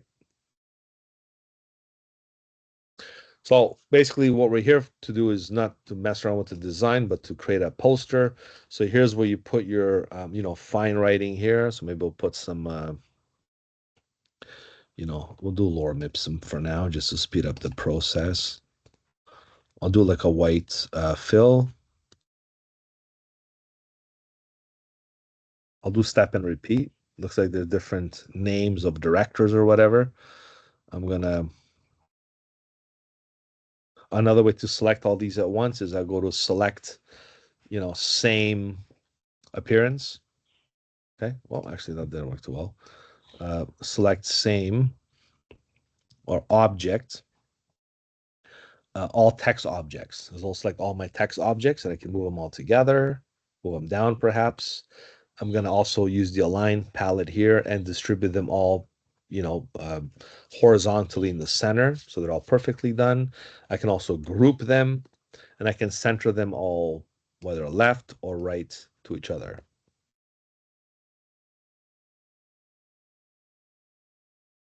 Of course, they have to be grouped first. So when you group an object in Illustrator, then you can align it to the artboard. So again, left, middle, right. I'll keep it in the middle. And here's where you put your title and other things, whatever it is you want to do. Perhaps we can do something. I'm just going to type something here.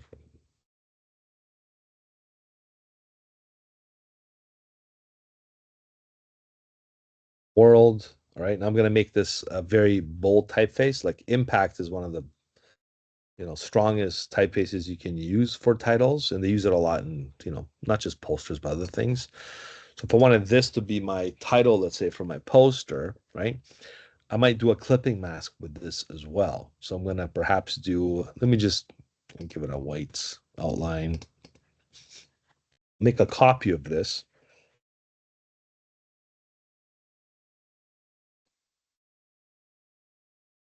And this is already like the background. So I'm going to perhaps do this and this together.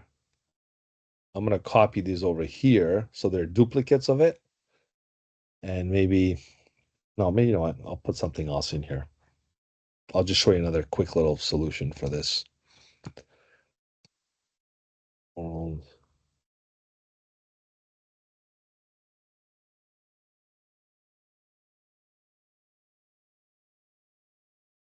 Right. I'll just use this image here. I could have used something else. I'll do a quick copy and paste. I don't waste too much time. There's the image I want to produce through those letters, basically, right? So to do that, I'll bring this to the front. I'll bring this to the back. I'll select both of these together and make a clipping mask out of it. And perhaps this could be like my title for my movie poster or whatever. And basically give this an outline as well. Okay, so this is the stuff you can do with clipping masks. And to maybe to bring up the presence sometimes. I don't know about the effects I showed you in Photoshop, but yeah, you can do some in Illustrator as well. Under the Illustrator effects, you can definitely do like a drop shadow here, and you can control some of the drop, not as um, detailed as the Photoshop effects preferences palette, but it does work to some degree, and you can definitely enhance it that way. And now to save this for print, you always save the Illustrator version. So I'm going to save this as an Illustrator file, and I'll call it poster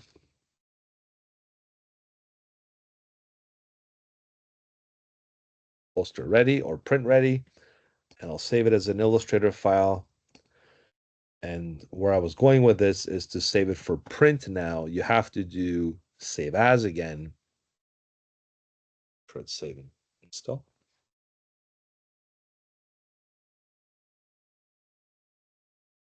So if you do save as again, you can then select the Adobe PDF version. Now, this is what you have to remember when you output things for the press. You save it as a PDF version, you go save, and you save it as press ready with marks, okay? Or you go to press ready if it's not already selected for you, and you go under marks and bleeds, and you add the trim marks and you add the registration marks. If this is not on, you have to do it manually, considering you apply the document bleed settings, which is 0.125.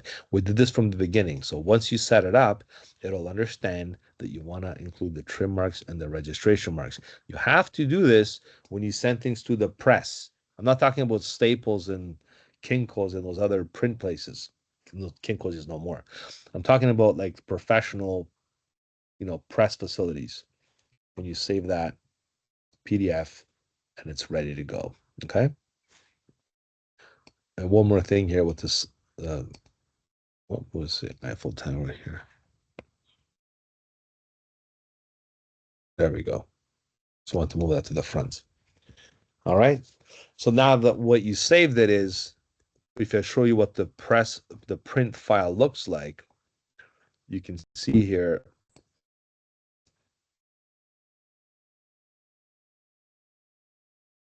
This is the Illustrator. This is the PDF. Illustrator looks like obviously your Illustrator document, and PDF looks like this here.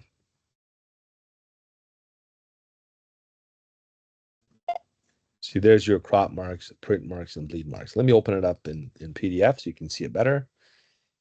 So there's what I'm talking about, all the nice marks there. This is where they registered the setup. There's 4 plates, sand, magenta, yellow, and black. They put the 4 plates together. Even if it's digital press, it's a different combination. Traditional press, they use 4 colors. And then this is the registration. This is where they cut the paper. These little marks here is how they know. This is your calibration bar. So it knows exactly how this thing is going to process. So when it's all finished, you're going to get it all cut perfectly with no white border. Okay. And this is why it's important that you know how to execute this stuff. You're going to do a lot more stuff like this next semester with packaging and Illustrator, I'm sure. But for now, so you get a basic understanding of producing these things and how they go about in production. This is how you execute, okay? Now, InDesign is no different. I'm not going to bother making a design in InDesign. I'm sure Roberto's doing a good job with that.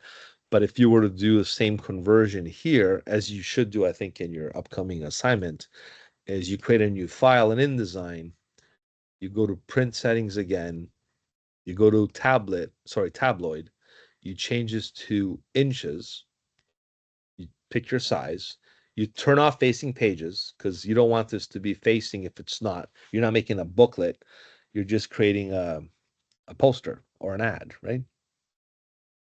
And then what you want to do is basically add the bleed. This is the bleed here. This is the margin. I would keep the margin at 0 because I'm not doing any margins here, but I will make the bleed. I'm going to go up with my directional pad to make it 0.125, 0.125. And when I hit the create button, this is going to be my document again. All I do is go file, place, and I place my Photoshop file in here. More teeth. These are not real teeth, by the way. These are models of teeth. Go to desktop. Buildings. Here we go. And I'll bring in my PSD file. Same thing with the way InDesign treats Photoshop. Same way Illustrator treats Photoshop. The only thing is when you bring it in here, just hit place. Right. You can't edit it like you could in Illustrator. Okay. And the preview looks rough. It's because the view, the screen mode is set to normal. So if you set it to, was it the performance? I can't remember here. Yeah, high quality display, because it's missing. Anyways, I think there's a rendering thing here. But if you change this to preview, there we go. Now it's adjusting the rendering. If it doesn't improve, just make sure when you go to view, display performance is set to high. Because if it's typical, it's going to look rough like this. So if you want to go to high quality display, it's going to give you the high quality display. But sometimes you want to purposely control that because you don't want to eat up all your memory on your computer as well. The processor speed will be more allocated. Same thing, you put your typography here. In InDesign, it's different. You don't put a clipping mask. You do it differently. There's different ways of using InDesign for this. And what you do is when you set up your typography and your poster, you save it. You save it as an InDesign file. Poster ready as well. InDesign only lets you save InDesign, nothing else. Okay, you'll have this. This is for like the legacy version. If you want to have an older version of InDesign, it goes up to 5, 6 and stuff. You can use CS4 to communicate with older versions. InDesign is very finicky. It doesn't open. If you have like a newer file, it won't open up on an older one. So you gotta translate it basically. That's what that is. So you save it as a 2024 document. It should be good to go, right? To produce the PDF for print, you simply go to File, you go to Export. So Export, as opposed to Illustrator, was under Save As. So when you do Export, you select your PDF for print, okay? I'll call this 2 so it won't conflict with the other PDF I saved from Illustrator. High quality best. You also have press ready or press quality. You go to your marks and bleeds, right? You use the document bleed settings, or you can add your own. I always prefer to use the ones I set up initially. And you put your crop marks and your bleed marks. If you want to add registration, you can. I would do all 3 of these. You hit export, and there you're going to have your press ready document from InDesign. So again, no matter what you do in Photoshop, you still have to eventually go to InDesign or Illustrator to create your press ready file. Now, I mentioned earlier you can edit this in InDesign, but you could go to edit it with, Photoshop or edit original. We'll find the original document and edit it this way. So if you want to change, let's say this to, something else like that, let's say, and you hit Command S, as soon as you go back, InDesign will update it. Should be automatically, but because I think I have to open the links here and just update it this way if I want to update the file or back and forth.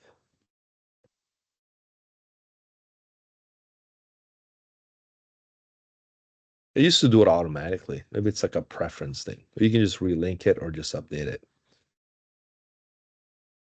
Either way, all right? So in result, you should get a file that looks like this. This is the, your press ready file. It's no different than the Illustrator one, except the difference is the registration marks. InDesign likes to put in the center, as you can see in the center, top, left, right, and middle. And they still have, this is your bleed, this is your crop mark. This is where it gets cut, so you have no white border on each side. All right, so there's your Crash pre-press course. Every time I go to press or print houses, they always tell me the same thing. I wish you guys teach your design students more pre-press because they need to learn how this stuff works. Because there's a lot more to pre-press to learn when it comes to packaging, color separation, doing the bleeds properly, the crop marks, right? I was looking for another term there. When you do the packaging with. But anyhow, it's all important stuff, and you have to do a good job when it comes to print production. Okay, because ultimately it results to how you produce everything creatively. There's no point if it doesn't come out properly, right? All right. Trapping. I was talking about trapping, and just to kind of show you what trapping, just to show you so you guys understand what I'm talking about here. Trapping for packaging in Illustrator. We should do it in InDesign as well, but yeah, this is the trapping definition when you start doing packaging and stuff, even with like text and how trapping works. You got to know how to work with these elements separately to understand trapping. So it's not just bleeds and um, crop marks and bleed marks, but trapping is also a crucial element to learning to apply in InDesign and Illustrator. Okay, so this is the stuff I want to show you because Photoshop doesn't take care of this. You have to do this stuff in the other programs. All right, so hope that demonstrated enough for you guys to finish your movie posters. Let's do tomorrow. Okay, if you have a little problem, let me know. But this is pretty much what you want to do. Back to delivering the file. If it's the Photoshop file, yes, give me the Photoshop document. But if you save it as a PDF, like I showed you how to output it, there's a Photoshop PDF document. If you save it as a Photoshop PDF document, you can preserve the Photoshop editing capabilities. I don't mind if you do this. If the file size is too big, I can still see your Photoshop file and I can still, see what you did. And the compression is going to be done quite significantly as well. Maybe not that much depending on what you did. So I'm going to keep this on and save it as a PDF in Photoshop. That's fine. Just showing me that's not compatible with previous versions.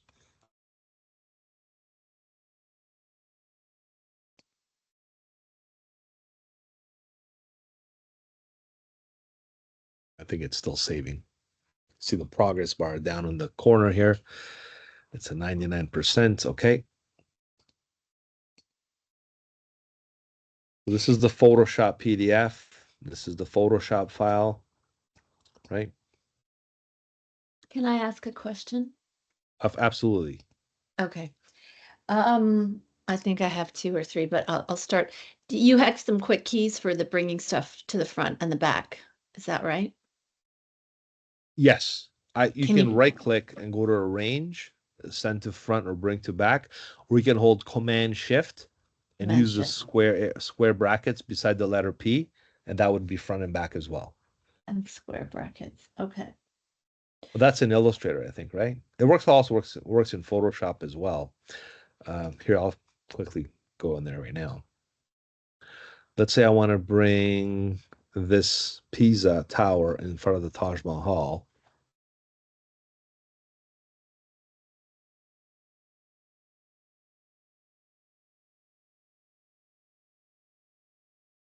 Let me put it over here.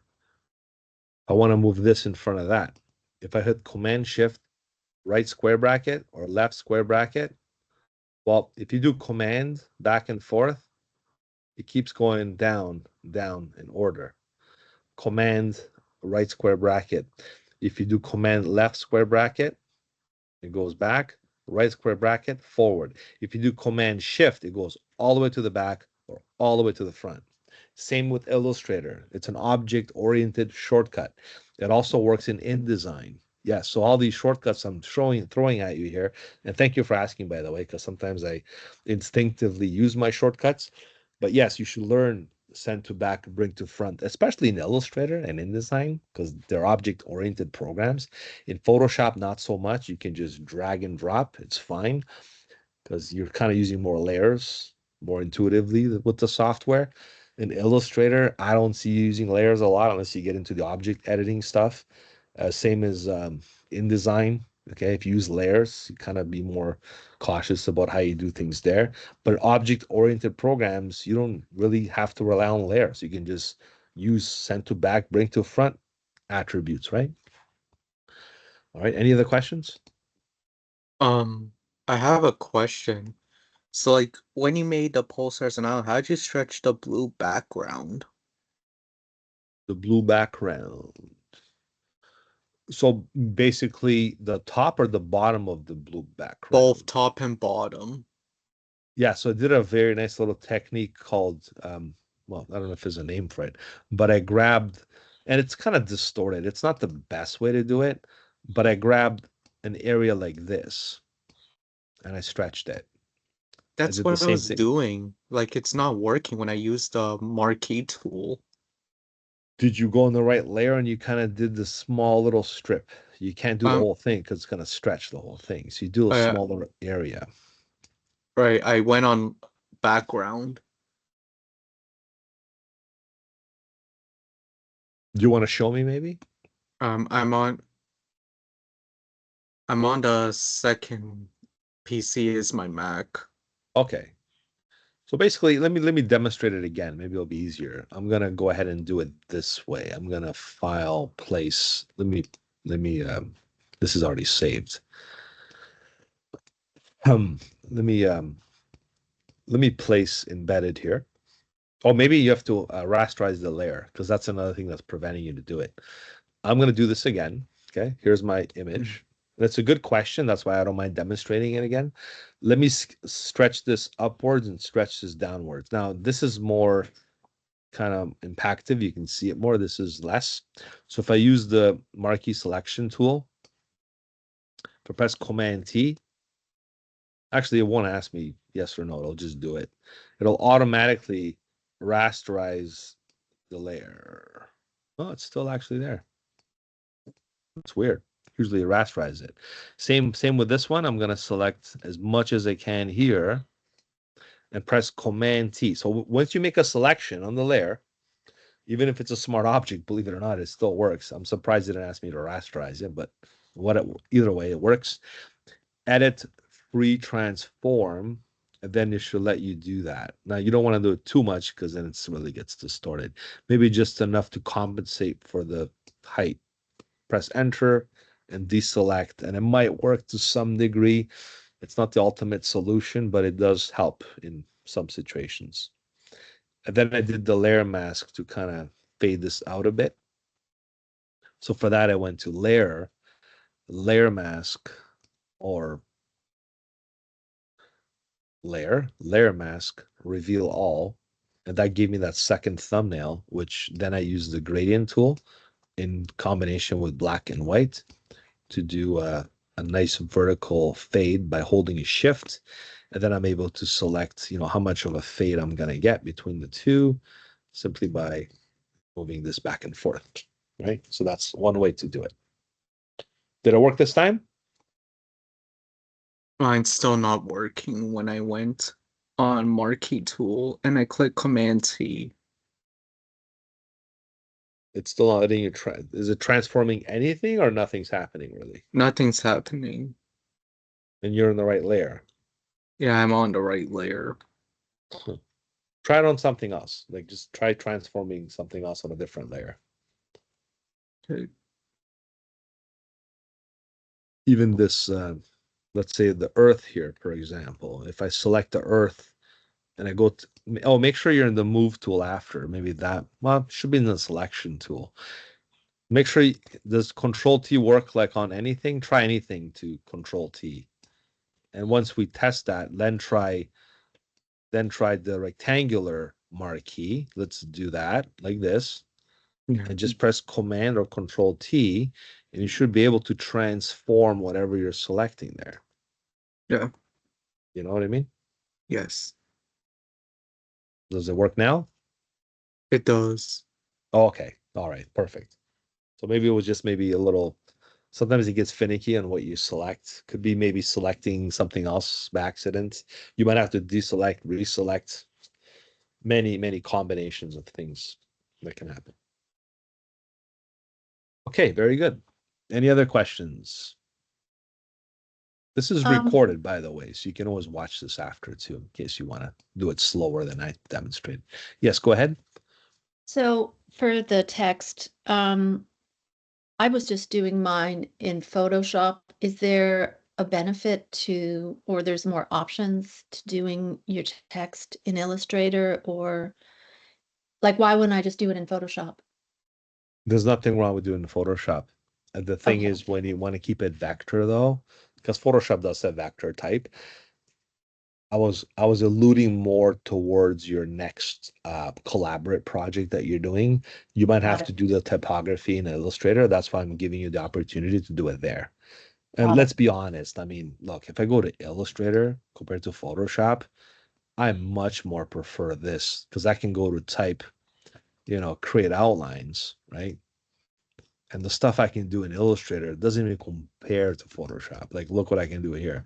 I can totally move this down, move this up. I can't do this kind of stuff in Photoshop, right? I mean, I can, but it's a lot more difficult, right? Right. You got a lot more options here than you would in Photoshop with typography.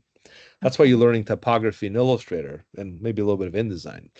You're not going to do much typography in Photoshop unless you're doing some other effects with it, but way more capable to do stuff here than you would in Photoshop for typography. Right. Okay. Okay. But yeah, for the movie poster, everything Photoshop, type everything, Photoshop, Photoshop, Photoshop, right? I'm just more talking about the next one. All right, Benjamin, you have a question?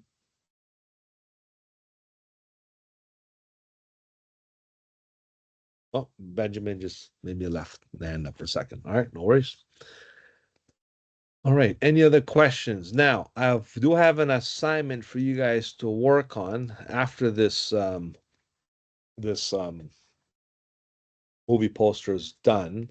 There's this assignment I want you to do. Now, I'm going to quickly walk you through it. I don't want to just kind of leave you hanging and just say, go ahead. I mean, you should figure it out on your own by now, but it's an overall review. What I just did is one thing. I want you to practice this. You're not handing this in, by the way.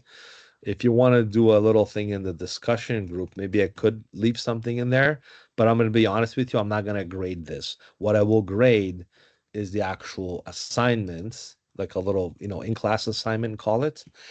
And this is going to be released to you right now. So I'm going to show you what it looks like. That's the third one. It's called the Advanced Composition Assignments. Now I have to just change the due dates, because after you do the movie poster, you can get this done. I'll give you a week for this, okay? So it'll be due like next week. And it'll be due October the 10th, okay? And you can finish it even next week after class. If you have any questions about this, I'll give you an extension for this for next week, because I want you to really focus on this movie poster. I don't want to stress you out and get this done sooner. Okay, so to do 1 week from today, this is the actual, it's an exercise. It's quite simple. Let me just download it to show you. It was in one of your folders there that I had. So honestly, don't worry about this. And some of you already done your movie poster. You can move on to this. Okay, next. But and just on the side note, to keep you more engaged, um, if you want to create a little discussion for this a review assignment. You know what? I'm not gonna bother. I'm just gonna weigh you down too many things to worry about. Let's just keep the assignment in perspective because that's what's important. So what this assignment is basically is this: extract this item. You'll get a folder. In that folder, you'll get these other files. You're gonna start off with this Photoshop document. You're going to incorporate all these file names and you're going to follow these instructions to get this done. Okay. These instructions, and by the way, this was part of your folder that I had here for you. Okay. So if you want to open this folder, which is located over here,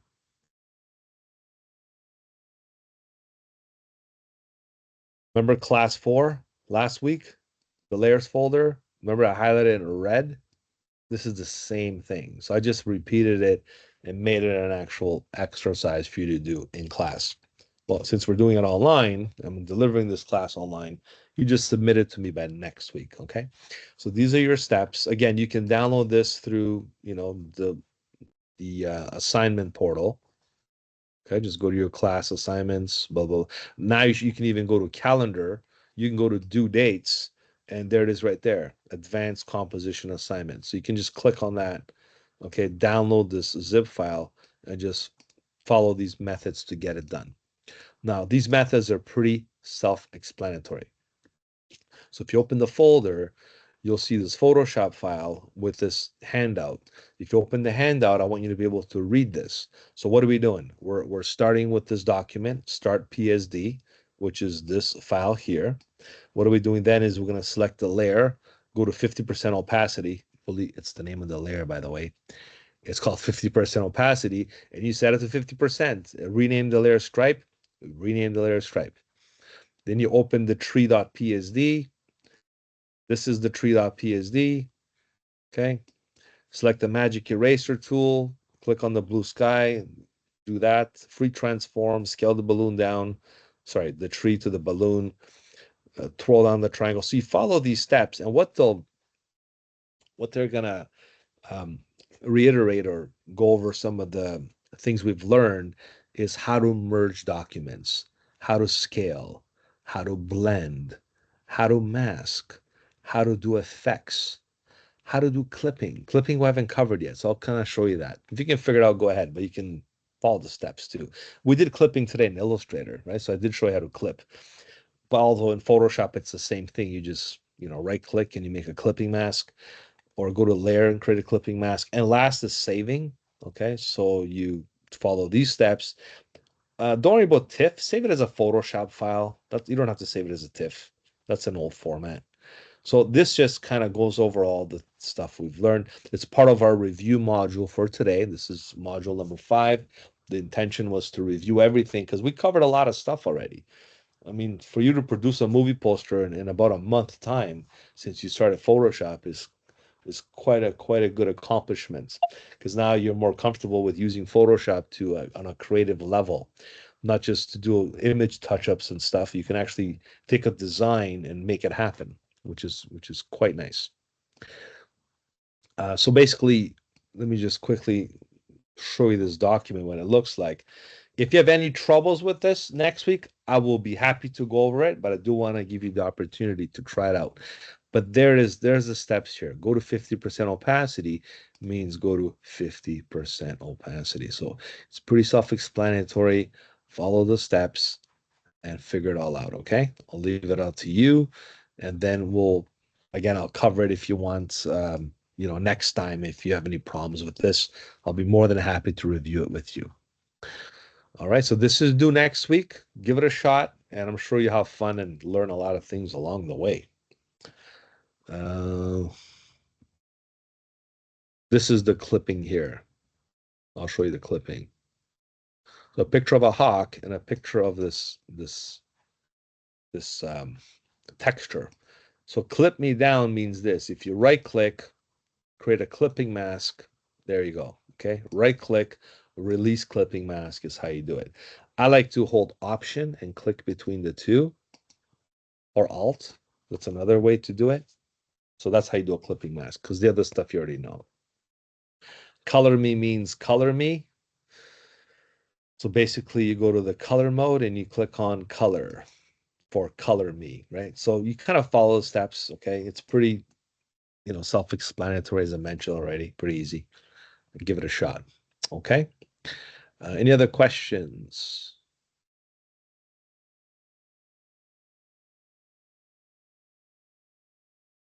All right, so I'm going to stop the recording now, and Benjamin still has the hand up there, so I'm sure it's maybe just accidentally left from before. Thank you for watching, and nice to see you again. Today's Thursday, October the 3rd. I'll see you in the next class. Have yourself a great week ahead. Bye for now. Okay, thank you very much. Bye bye.